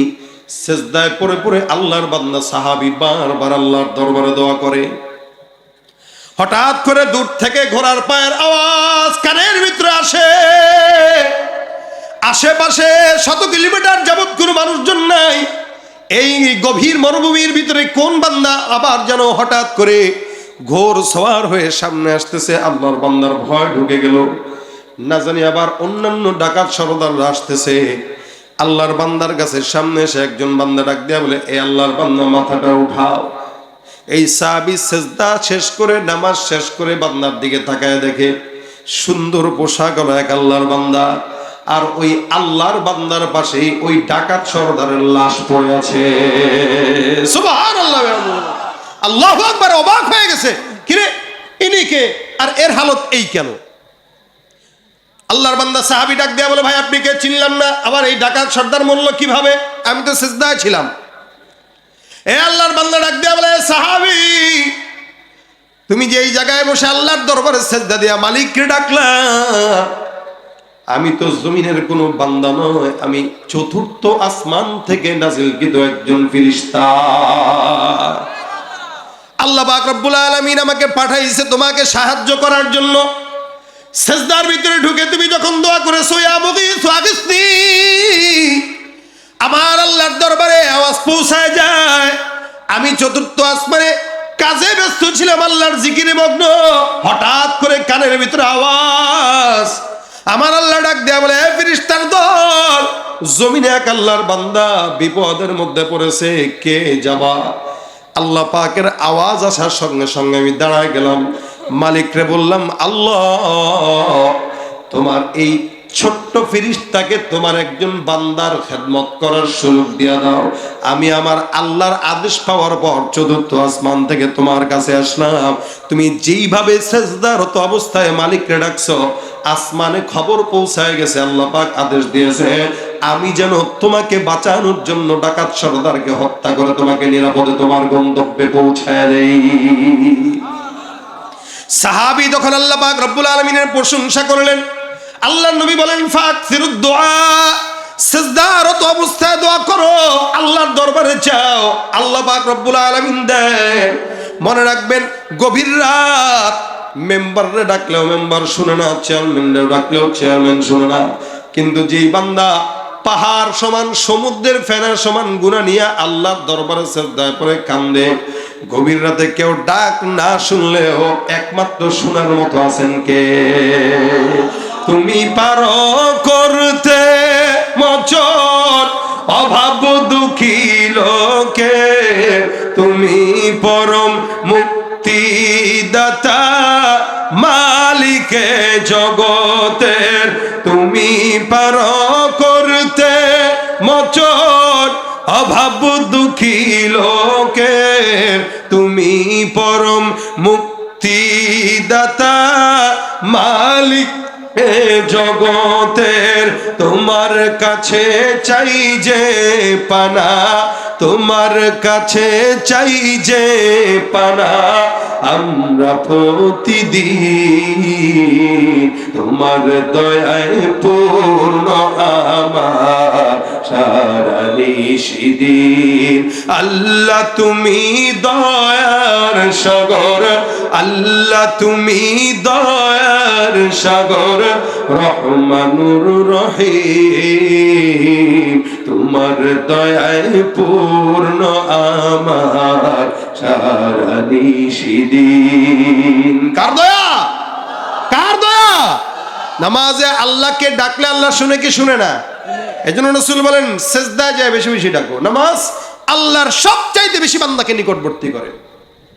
নামাজের মাধ্যমে আল্লাহর সঙ্গে বান্দার কথোপকথন হয়, নামাজের মাধ্যমে আল্লাহর সঙ্গে বান্দার সম্পর্ক তৈরি হয়, যার কারণে আল্লাহ পাক রব্বুল আলামিন বলেন, তোমরা সিজদা দাও, নিকটবর্তী হও। এই জন্য মুসলমান দাবি করলাম, মুসলমান হিসেবে জন্মগ্রহণ করলাম, নামাজ পড়লাম না, অধিকাংশ মানুষের জিন্দেগিতে বরকত না থাকার অন্যতম কারণ হলো বেনামাজি হওয়া। ঘরে বরকত নাই কারণ বিবি নামাজ পড়ে না, সংসারে বরকত নাই সন্তান নামাজ পড়ে না। আল্লাহ পাক এই কারণে নামাজ প্রতিষ্ঠার কথা বলেছেন। কোরআনে সব জায়গায়, যত জায়গায় নামাজের কথা আসছে, ইকিমুনাস সালাহ, ইকামাতিস সালাহ, এই ইকামাত শব্দটা ব্যবহার হয়েছে কেন? আল্লাহ পাক নামাজ আদায়ের কথা বলেন নাই, প্রতিষ্ঠার কথা বলেছেন। আদায় মানে আমি পড়ি, সন্তান পড়ুক কি পড়ুক না খেয়াল করি না, আর প্রতিষ্ঠা মানে আমি পড়বো, বাচ্চা পড়বে, বিবি পড়বে, এলাকার জনগণ পড়বে। নামাজ যখন প্রতিষ্ঠা হবে, সংসদের অধিবেশন বন্ধ করে প্রধানমন্ত্রী সহ সবাই নামাজে দাঁড়িয়ে যাবে। কথা বলেন ঠিক কিনা? আমরা এমন বাংলাদেশ চাই আর এমন সংসদ চাই, যেই সংসদে মদের কোনো আইন পাস হবে না, লেকিন নামাজ বিধানের আইন পাস হবে। যেই দেশে নামাজের বিধান পাস হয়ে যাবে, ওই দেশে কোনো চাঁদাবাজ, সন্ত্রাস, দুর্নীতি থাকতে পারে না। ঠিক কিনা করে হয় বলে?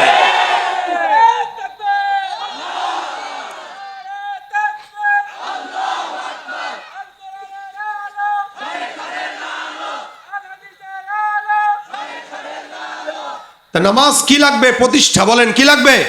এলাকায় যারা দায়িত্বে আছেন আপনাদের জন্য কথা, কেউ যদি চেয়ারম্যান হয়, এখন তো চেয়ারম্যান মেম্বার নাই, সামনে আবার নির্বাচন আসলে চেয়ারম্যান মেম্বার হবে, এলাকার এমপি যদি থাকে কেউ, বাস তাদের দায়িত্ব হলো অন্তত আমি আমার এলাকায় নামাজের বিধান কায়েম করব। আমি আমার এলাকায় কোন আযানের সময় কোন দোকানপাট বন্ধ থাকতে পারে না।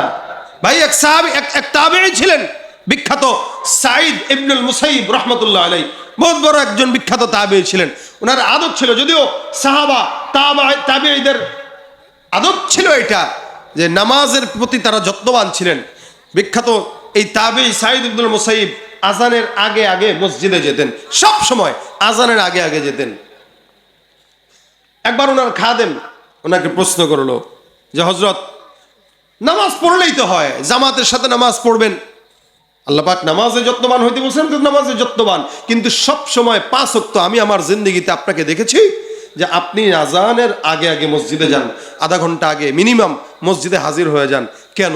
অনেক সময় কাজের ব্যস্ততায় 10 মিনিট পরে গেলে সমস্যা কি, নামাজ তো পড়লেন। আগে আগে যাওয়ার কারণ কি? সাঈদ ইবনুল মুসাইয়িব বলেন, শোনো, আজানের আগে আগে কেন যাই? আজানটা তো দেয় মুয়াজ্জিন, কিন্তু কার তরফ থেকে ডাকা হয়? আল্লাহ। এই শব্দগুলো কে শিখাইছেন? আল্লাহ। আল্লাহু আকবার, আল্লাহু আকবার, আশহাদু আল্লা ইলাহা ইল্লাল্লাহ, আশহাদু আন্না মুহাম্মাদুর রাসূলুল্লাহ। কত চমৎকার শব্দ! এই শব্দগুলো তো আল্লাহই শিখাইছেন। দেখেন, যখন নামাজ ফরজ হয়, নামাজের সময় তখন সাহাবা আজমাইনের সাথে রাসূলের বৈঠক বসছে, তা কোন শব্দ দিয়ে বান্দাকে আজানের জন্য ডাকা যায়, নামাজের জন্য ডাকা যায়। রাসূল বলতেছেন, এই তোমাদের কোনো মাশওয়ারা থাকলে বলো, কিভাবে আজানে নামাজের জন্য ডাকবো। এক সাহাবী বলতেছেন, হুজুর আজানের সময় হয়ে গেলে ঘন্টা বাজায় দিব। রাসূল বলেন, না, এটা হয় না। আরেক সাহাবী বলতেছেন, হুজুর আজানের সময় হলে আগুন জ্বালায় দেব। বলে, না না, এটা কি ধরনের কথা বলে, এগুলো না, এগুলো তো মূর্তি পূজকদের কাজ, অগ্নি পূজকদের কাজ। এরকম এক একজন এক একটা বলতেছে আর কি। আজান কেমনে হবে এটা নিয়ে মাশওয়ারা করছে। নবী সাল্লাল্লাহু আলাইহি ওয়াসাল্লাম বলেন, সিদ্ধান্ত ফাইনাল না, একটা কাজ করো, আমরা অপেক্ষা করি, কালকে আবার বসি, এর ভিতরে তোমরাও ভাবো দেখি আল্লাহ পাক আমাদের কিছু দেয় কিনা। এক সাহাবী রাত্রেবেলা ঘুমাইছে, আব্দুল্লাহ ইবনে যায়েদ ইবনে আব্দুর রাব্বি। রাতের বেলা ঘুমায় স্বপ্ন দেখে কোনো একজন লোক তার কাছে আইসা আজানের সমস্ত শব্দগুলা এটা শিখাই দিয়ে বলছেন, শোনো, আজান দিলে হইলে এই শব্দগুলা দিয়ে বলবা, তাহলে এগুলোই উত্তম শব্দ। স্বপ্নে শিখাই দিছে। সুবহানাল্লাহ। সাহাবী ঘুম থেকে জেগে রাসূলের কাছে দৌড়, হুজুর পেয়ে গেছি। বলে, কি পাইছি? আজানের যে শব্দগুলা হবে, আজকে ঘুমে স্বপ্নে দেখলাম একজন আল্লাহর বান্দা, হয়তো ফেরেশতাও হইতে পারে, এসে আমারে এই সমস্ত শব্দ শিখাইছে। রাসূল বলেন, কি শব্দ একটু বলো। তা সাহাবী বলছেন, আল্লাহু আকবার, আল্লাহু আকবার, আশহাদু আল্লা ইলাহা ইল্লাল্লাহ, আশহাদু আন্না মুহাম্মাদুর রাসূলুল্লাহ, হাইয়া আলাস সালাহ, হাইয়া আলাল ফালাহ, আল্লাহু আকবার, আল্লাহু আকবার, লা ইলাহা ইল্লাল্লাহ। এগুলো বলে, হ্যাঁ, সব চমৎকার সুন্দর শব্দ, এর চেয়ে তো উত্তম শব্দ হইতে পারে না। এখন এক কাজ করো, সবচাইতে গলার আওয়াজ বেশি কার, তারা ডাকো। কার ছিল জানেন সবাই? মাশাআল্লাহ, বেলালের আওয়াজ অনেক বেশি, ডাক দাও বেলালকে, ওরে একটু এই শব্দগুলো শিখায়া ওরে উঁচু জায়গায় উঠায় বলো, এই শব্দগুলো একটু দিয়ে জোরে জোরে ডাকতে মানুষকে। আর বেলালের আওয়াজ কত দূর ছিল, হাদিসের গ্রন্থগুলায় মুফাসসিরিন ইকরামরা বর্ণনা করেন, মুহাদ্দিসিন ইকরাম বর্ণনা করেন, বেলালের আজানের ধ্বনি মদিনার থেকে 9 মাইল দূরে শোনা যেত। চিন্তা করা যায়, আমাদের এই মাইকের আওয়াজ গেছিনি 9 মাইল দূরে, মাইক দিয়ে আমরা নিতে পারি না। তার মানে বেলালের আওয়াজ 9 মাইল দূরে আল্লাহ পাক রব্বুল আলামিন স্বয়ং নিজে পৌঁছায় দিয়েছেন। শুধু 9 মাইল দূরে, আল্লাহর আরশ পর্যন্ত পৌঁছাইতো বেলালের আওয়াজ। বেলালের আওয়াজ শোনায় দিছে, বেলাল আজান দিয়ে দিয়েছেন। এই আজান তখন থেকে। সাঈদ ইবনুল মুসাইয়িব বলেন, শোনো, আজানের মাধ্যমে আল্লাহ পাক তার বান্দাকে তার ঘরে ডাকে। আহাব্বুল বিলাদি ইলাল্লাহি মাসাজিদুহা ওয়া আবগাদুল বিলাদি ইলাল্লাহি আসওয়াকুহা। আল্লাহর কাছে সবচাইতে ভালোবাসার জায়গা, পছন্দের জায়গা মসজিদ, সবচাইতে খারাপ জায়গা বাজার। এখন বলেন তো, বাজারে লোক বেশি না মসজিদে? বাজারে। আরে সুবহানাল্লাহ, বাজারে গেলে বাজারের লোক বেশি তো বেশি, মহিলা বেশি। খারাপ জায়গায় খারাপরা যায়। মহিলার জাত কিন্তু ভালো, মা বোনদের জাত সম্মানের জাত, ভালো যারা, এরা এত যায় না। যাদের স্বামীর বাজারের প্রতি রুচি নাই, অর্থাৎ স্বামী একটা জিনিস আনলে থু, এটা কোনো রুচির কাতারে পড়ছে, এটা কোনো কালার হয়েছে, এরাই মার্কেটে যায়। এখন এই মার্কেটে লোক বেশি, মসজিদে নাই। সাঈদ ইবনে মুসাইয়িব বলেন, শোনো, যে আল্লাহ পাক রব্বুল আলামিন আমাকে ডাকলেন তার ঘরে, ডেকে ডেকে আল্লাহর মতো কুদরতওয়ালা রব তার ঘরে আমাকে নিবেন, এটা তো আমার জন্য লজ্জা। এ কারণে আমি চিন্তা করি আমার মালিক যেন আমাকে ডাকতে না হয়, ডাকবে আর যাবো বেয়াদবি। এ কারণে আমার মাওলা ডাকার আগে আগে আমি তার কাছে যাই, বলি আল্লাহ আমি আসছি, সুবহানাল্লাহ, হাজিরা দিয়ে দিই, ডাকার আগে হাজিরা দেই। আমরা কয়দিন পারছি করতে এটা?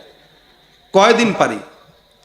এই জন্য আজান হওয়ার সাথে সাথে মসজিদে যাওয়া, এটা হলো ইমানদারদের আলামত। আর আগে গেলে তো হইলই, বলার অপেক্ষা রাখে না। এই জন্য নামাজ প্রত্যেকটা মানুষের জন্য আদায় নয়, বরং কি করা? প্রতিষ্ঠা করা। কি করা বলেন না? প্রতিষ্ঠা করা। নামাজের প্রতি যত্নবান হন। আল্লাহ বলেন, ওয়াইদা কামু ইলাস সালাতি কামু কুসালা ইউরাউনান নাস ওয়া লা ইয়াযকুরুনাল্লাহা ইল্লা কলিলা। সব নামাজি নামাজি না, কিছু নামাজি আছে আলসামি নিয়ে নামাজ পড়ে। নবী সাল্লাল্লাহু আলাইহি ওয়াসাল্লাম একবার নামাজে দাঁড়াইলেন, মনোযোগ কেমন দেখেন। আল্লাহর নবী নামাজে দাঁড়ান, সাহাবা আজমাইন পিছনে। নামাজের পর সাহাবা আজমাইন ডাক দেয়া বলে, ইয়া রাসূলুল্লাহ, নামাজের মধ্যে আপনাকে দেখলাম কি যেন ধরতে যান। নবী বলেন, কেমনে বুঝলা? বলে, বিতাহরিকি লিহিয়া, আপনার দাড়ি মুবারক নড়াচড়ার মাধ্যমে বুঝলাম। রাসূল ডাক দিয়া বলেন, হ্যাঁ, নামাজে যখন আমি দাঁড়াইলাম, তেলাওয়াত শুরু করলাম, আমি নামাজে যত্নবান এমন ভাবে ছিলাম, আমি দেখলাম নামাজের মধ্যে আমার আল্লাহ পাক রব্বুল আলামিন জান্নাতের নিয়ামত আমার চোখের সামনে তুলে ধরেছে। এই কারণে আমি নামাজের ভিতরে একটু নিয়ামতগুলো ধরতে ধরতে গেছি, আবার ধরি নাই। নামাজে জান্নাতের নিয়ামত দেখে, আর আমরা নামাজে মসজিদের ক্যালেন্ডার পড়ি। কি কথা ঠিক না? মসজিদে ক্যালেন্ডার পড়ে নামাজে দাঁড়াইছে, আলহামদুলিল্লাহ রাব্বিল আলামিন আর রহমানির রহিম মালিক ইয়াউমিদ্দিন, বাইতুল মামুর জামে মসজিদের সময়সূচি, ও দেখি ফজর কয়টায়? নামাজের ভিতরে কি নাই? ওমা বুঝেন না? নাই। আবার সূরা ফাতিহার পরে আলাম তারা কাইফা আসহাবিল ফিল আলামিন, নামাজে মোবাইল ফোন বন্ধ করুন। ইন্নালিল্লাহ, মোবাইলটা তো খোলা, ও গেছে, নজর হেনে গেছে, নামাজ শেষ। কিছুক্ষণ পর আবার তাকায় দেখে জুতা, সাবধান, মানে 100 টাকার জুতা আইনা 14 বার জুতার দিকে নজর দেয়। ও ভাই, এক নামাজে যদি এত এলোমেলো হয়, নামাজ কেমনে থাকে? এই জন্য আল্লাহ বলেন, ওয়াইদা কামু ইলাস সালাতি কামু কুসালা, তারা নামাজ পড়ে কিন্তু আলসামি নিয়ে নামাজ পড়ে। এই কারণে সব নামাজি জান্নাতে যেতে পারবে না। আল্লাহ নবী বলেন, কিয়ামতের ময়দানে আল্লাহ পাক রব্বুল আলামিন কিছু নামাজিকে ডাক দিয়া বলবেন, এ নামাজি দাঁড়াও, কার জন্য নামাজ আদায় করেছো? নামাজি বান্দা ডাক দিয়া বলবে, আল্লাহ, তোমার জন্য নামাজ আদায় করেছি। আল্লাহ পাক রব্বুল আলামিন ডাক দিয়া বলবেন, ফায়ুসহাবু আলা ওয়াজহিহি হাত্তা উলকিয়া ফিন্নার, এই বান্দা আমার জন্য নামাজ আদায় করে নাই, ধ্বংস এই বান্দার জন্য। ওই বান্দার পাটা উপরের দিকে দিয়া, মাথাটা নিচের দিকে দিয়া, বান্দাকে এক ঢিল দিয়া জাহান্নামের তলদেশে নিক্ষেপ করে দিবে। সব নামাজি জান্নাতি না। আর যে নামাজি নামাজ যত্নবান করেছে, মিফতাহুল জান্নাতিস সালাহ, চাবি তো রেডি আছে, তালার সাথে লাগাবে, একটা ঘষা দিবে, জান্নাতের দরওয়াজা খুলে যাবে। সুবহানাল্লাহ। এই জন্য নামাজ পড়া দরকার আছে না নাই? দরকার না ফরজ? বলেন জোরে। যারা দরকার মনে করে এরা পড়ে না, আর যারা ফরজ মনে করে তারা পড়ে। পাগলে প্যান্ট আর লুঙ্গিরে দরকার মনে করে, কারণ পাগল কোনোদিন প্যান্ট লুঙ্গি পরে, কোনোদিন পরে না, ল্যাংটা থাকে। আচ্ছা, আমি যে জুব্বা পরেছি এটা দরকার, যাই পড়ছি। ফারা পাঞ্জাবি পরলেও কোনো সমস্যা ছিল না। গেঞ্জি পরে আসলেও আপনারা এমনি বলতেন যে হুজুরে গেঞ্জি পরে কেমনে ওয়াজ করে, এমনি বলতেন, কিন্তু পাগল বলতেন না। কিন্তু যদি মোটামুটি কিছুই যদি না থাকে, তাহলে কি বলবেন? পাগল বলবেন। মনে করেন পাগড়ি টাগড়ি সবই আছে, একটা লোক মসজিদে নামাজ টামাজ পড়তেছে, নিচের দিকে তাকা দেখেন লুঙ্গি নাই। কিরে বেটা, লুঙ্গি ছাড়া নামাজ আদায় করতেছে? উস্কা ভাই, পাগড়ি পরে নামাজ পড়লে দ্বিগুণ সওয়াব বলে শুনছি হুজুরের মুখে। তার লুঙ্গি কই? লুঙ্গি মিয়া, দূর মিয়াকে সুন্নত আদায় করেন, লুঙ্গি পরেন। সে পাগল না? একটা মানুষ লুঙ্গি ছাড়া থাকা মানে পাগল। নামাজ এটা ফরজ, লুঙ্গি ছাড়া মানুষকে যেমন পাগল বলা হয়, ঠিক ফরজ বিধান ছাড়া যারা চলে দুনিয়াতে সবচেয়ে বড় পাগল তারা। এই জন্য নিয়ত করেন, নামাজে যত্নবান হন। নামাজ ছাড়া আর অন্য কোনো কাজ আমাদের নাই, এটা সবার প্রথম কাজ। সাহাবা আজমাইন ইমান আনার পরে রাসূলের কাছে যায় যদি বলতেন, হুজুর ইমানদার হয়েছি, এখন কি কাজ বলেন? নবী বলতেন এখন ইমানদারের পরে সর্বপ্রথম কাজ হলো নামাজ। নামাজের প্রতি যত্নবান হও, এরপর অন্যান্য কাজ করো। আমাদের সমাজের যুবকরা যদি নামাজ পড়তো, সমাজে এত অন্যায় অবিচার বাড়তো না। সমাজের যুবকরা নামাজই না বলেই অন্যায় বাড়ছে, অবিচার বাড়ছে, সন্ত্রাসী অন্যান্য কার্যক্রম বাড়তেছে। আজকে আমি আপনাদের এলাকার যত যুবকরা আছে, আমি আপনাদের যুবকদের কাছে আবদার করতে চাই, আজকে থেকে নিয়ত করেন কারা কারা নামাজ পড়বেন, একটু হাতটা তুলে দেখা দেন। ইনশাল্লাহ। হাত উঠাইতে এত দেরি হয় কে? মানে নিয়ত করবেন, ঠেলা দিয়ে করা লাগবে। আল্লাহ পাক তৌফিক দান করে, বলেন আমিন। হাত নামান। এই যে যারা নিয়ত করেছেন, যদি 10 জন মানুষ যদি নামাজের নিয়ত করে যে আজকে থেকে নিয়ত, ভাই যৌবন বয়সটা নামাজের বয়স, বুড়া বয়স না। বুড়া বয়সটা হলো যেগুলো পড়বেন এগুলো হলো বোনাস, যৌবন বয়সটা হলো আসল। কারণ বুড়া বয়সে অজু রাখা যায় না। এক অজু করতে গেলে 2 বার অজু ভাঙে, পা ধুইতে গেলে একবার ভাঙে, মুখ ধুইতে গেলে একবার ভাঙে, আবার নামাজ পড়তে দাঁড়ায় সেজদা দিতে উঠতে গেলে আবার ভাঙে, বারবার ভাঙে। কিন্তু জওয়ান বয়সে আসরের নামাজের অজু দিয়া এশারের নামাজ পড়া যায়। এই জন্য আল্লাহর হাবিব বলেন 7 প্রকার মানুষ আল্লাহর আরশের নিচে ছায়া পাবে, অকলবুহু মুআল্লাকুন বিল মাসাজিদ। এর ভিতরে 1 নম্বর অন্যতম হচ্ছে যাদের অন্তর মসজিদের সঙ্গে জোড়া লেগে থাকে। সুবহানাল্লাহ। তাহলে আমরা আমাদের অন্তরকে মসজিদের সঙ্গে জোড়া লাগায় রাখবো। মসজিদ আমাদের ঘর বানায় নেব, যে এটাই আমার ঘর, আমি এখান থেকে বের হই শুধু আমার অন্যান্য কাজ করার জন্য, বাকি সময় আমি এখানেই কাটাই। এই দেখবেন যেই ব্যক্তি বিপদে পড়লে মসজিদে যায়, সেজদা দেয়, সে যেই শান্তি পায়, শান্তি অন্য কোনো জায়গায় পায় না। বিপদে পড়ার পরে মসজিদে একটু বসে দেখেন কতটা শান্তি। তাই আমাদের যুবকরা যেন নামাজ পড়ে। প্রত্যেকটা ঘরের স্বামীরা, তাদের দায়িত্ব হলো বিবি নামাজ পড়ে কিনা খেয়াল করা, সন্তান নামাজ পড়ে কিনা খেয়াল করা। এভাবে যদি খেয়াল করে করে আমরা নামাজি হয়ে যেতে পারি, ইনশাআল্লাহ আল্লাহ পাক রব্বুল আলামিন আমাদের জিন্দেগিতে বরকতময় করবেন, আমাদের সব কিছুকে বরকতময় করবেন। তো নামাজ ধর্ম তো ইনশাআল্লাহ, যুবকরা ধর্ম তো ইনশাআল্লাহ। আল্লাহ তৌফিক দান করে, বলেন আমিন। নামাজের মাধ্যমে কথা হবে আল্লাহর সাথে, আল্লাহর নিকটবর্তী হব, এবং নফল নামাজের সেজদাগুলোতে বেশি বেশি আল্লাহর দরবারে দোয়া করব। কি বলেন? বেশি বেশি দোয়া করবেন। দেশের জন্য দোয়া করেন। দেশের যেই পরিমাণ তেলের সংকট চলতেছে, আল্লাহ যেন সংকট দূর করে দেয়। বলেন আমিন। আল্লাহ যেন এই যে ইরান আর আমেরিকা, ইসরায়েল, এই সমস্ত যুদ্ধ যেন আল্লাহ বন্ধ করে দেয়। আর আমিন জোরে বলেন মিয়া, নাকি আপনারা যুদ্ধ লাগলে খুশি? হ্যাঁ, ঠেলা তো বুঝেন নাই এখনো। আজকে ঢাকার থেকে আসতে যায় যত পাম্পে দাঁড়াইছি, আরে সুবহানাল্লাহ, মনে হইলো মানে এই দেশের মানুষ এত বেহায়া কেন বুঝি না। ভাই তেলের সংকট আমরা লাগাইছি কেন জানেন? তেল আছে হুন্ডায়, এরপর আবার গেছি। যেই লোক 50 টাকার তেল নিত, এই লোক এখন 500 টাকার তেল নেওয়ার জন্য প্রত্যেক দিন সিরিয়াল ধরে। কেন? দরকার কি? আর যেই জিনিসে নিষেধ করা হয়, আল ইনসানু হারিসুন ফিমা মুনিয়া, মানুষের হালত হইলো যেই জিনিসের ব্যাপারে নিষেধ করা হবে ওই জিনিসের প্রতি খালি দূর দিবে। দেখি না এটা কি আছে, এটা তাকাইস না বেটা, তাকাইস না। কি ভাই একটু দেখি না, কয় বেটা দামি জিনিস, অন্য জিনিস তাকাইস না, ধরিস না বেটা, দিছে হাত, তাকা দেয় ঘুর। ভালো হয়েছে না? এবার মানা করছিলাম না, ভালো ভাবছি তো কি না কি, এরকম অবস্থা হয়েছে আর কি। আমরা প্রতিনিয়ত আমরা যেভাবে চলি সেভাবে যদি চলতাম, তাহলে পেট্রোল পাম্পের মালিক গুলাও এত দান্দাবাজি করতে পারতো না। সবচেয়ে বড় দান্দাবাজ এরা। কেন জানেন? এরা জানে যে বাঙালি জাতির এখন তেলের প্রতি একটা ব্যাপার চলে আসছে, এখন বন্ধ রেখে দেবো পাম্প, একটু জমাবো, পরে 200 টাকা দিলে লিটার প্রতি দিব। ওদের এই ধান্দাবাজি বন্ধ করার জন্য আমাদের যে কাজ করতে হবে, আমাদের যতটুকু দরকার আগে যেভাবে নিয়েছি ওভাবে নেব। পেট্রোল পাম্পগুলোতে যে অযথা ভিড় জমায়েন না। এরা যখন দেখবে 2-3 দিন কিরে কোনো ভিড় নাই, কিছু নাই, না রে পাবলিক তো বুঝে গেছে, তখন ডাক দিয়ে ভাই আসেন, তেল আছে, নিয়ে যান। তখন আমরা কমু তেল বিনা চলে না দুনিয়া, ঠিক না? এতদিন তোদেরকে আমরা তেল দিছি, এখন তোরা আমাদেরকে তেল দে, এরপর চিন্তা করবো তেল নিব কি নেব না। আজীব অবস্থা। রাস্তাঘাটে তাকায় দেখেন না, লাইট মারে, ওই যে রাস্তার পাশে যে হোটেলগুলা লাইট দিয়ে ডাকে, আসেন নাকে।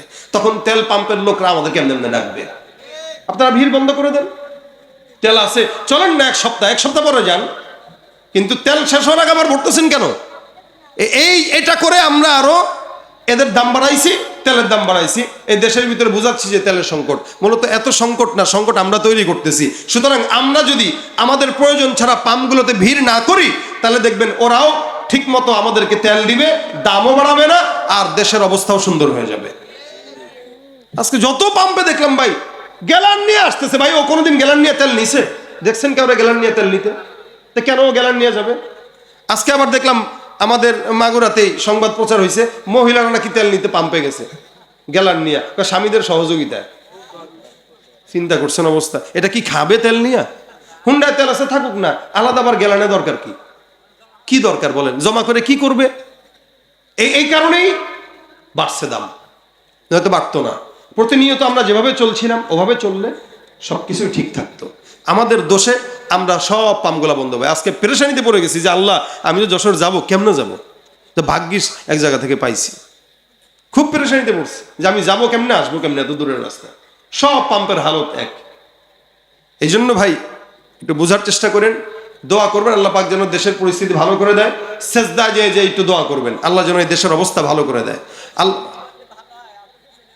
সুবহানাল্লাহ, কাকার তো দেখা যায় জুদ আছে ভালো। আল্লাহ পাক এই দেশের অবস্থা ভালো করে দেয়, বলেন আমিন। তার নামাজ পড়বো তো ইনশাল্লাহ, আমাদের মা বোনদেরকে পড়াবো, বাচ্চাদেরকে, বিবিদেরকে, ঘরের যাদেরকে দেখি প্রতিদিন অন্তত একজনকে নামাজের দাওয়াত দেব। তাহলে আজকের মজমার কামিয়াব এই জায়গায় হবে যে এখান থেকে যদি 5 জন নামাজি হই অথবা যাওয়ার পরে 5 জনকে দাওয়াত দিতে পারি, তা আশা করা যায় ইনশাআল্লাহ আমাদের সমাজ সুন্দর হবে, দেশ সুন্দর হবে, আমাদের দেশের গুনাহ, অন্যায়, অবিচার এগুলো কমে যাবে। আল্লাহ পাক তৌফিক দান করুক, বলেন আমিন। নাস্তিকতা নিপাত যাক, দিন ইসলাম জিন্দাবাদ। নাস্তিকতা নিপাত যাক, দিন ইসলাম জিন্দাবাদ। কোটি প্রাণে একই আওয়াজ, খোদাদ্রোহী ছাড় পাবে না, এই বাংলায় ঠাই হবে না, মুসলমানরা জেগেছে আজ। ঠিক কিনা? জোর কদমে সামনে চলো, বজ্র কণ্ঠে আওয়াজ তুলো, সবাই মিলে একই তালে দাও না স্লোগান, নারায়ে তাকবীর, নারায়ে তাকবীর। দিন ইসলাম, দিন ইসলাম জিন্দাবাদ, জিন্দাবাদ। ইসলামেরই জন্য দেশের হয়েছে জন্ম, ইসলামের বিরুদ্ধে গেলে দেশ হবে ভিন্ন।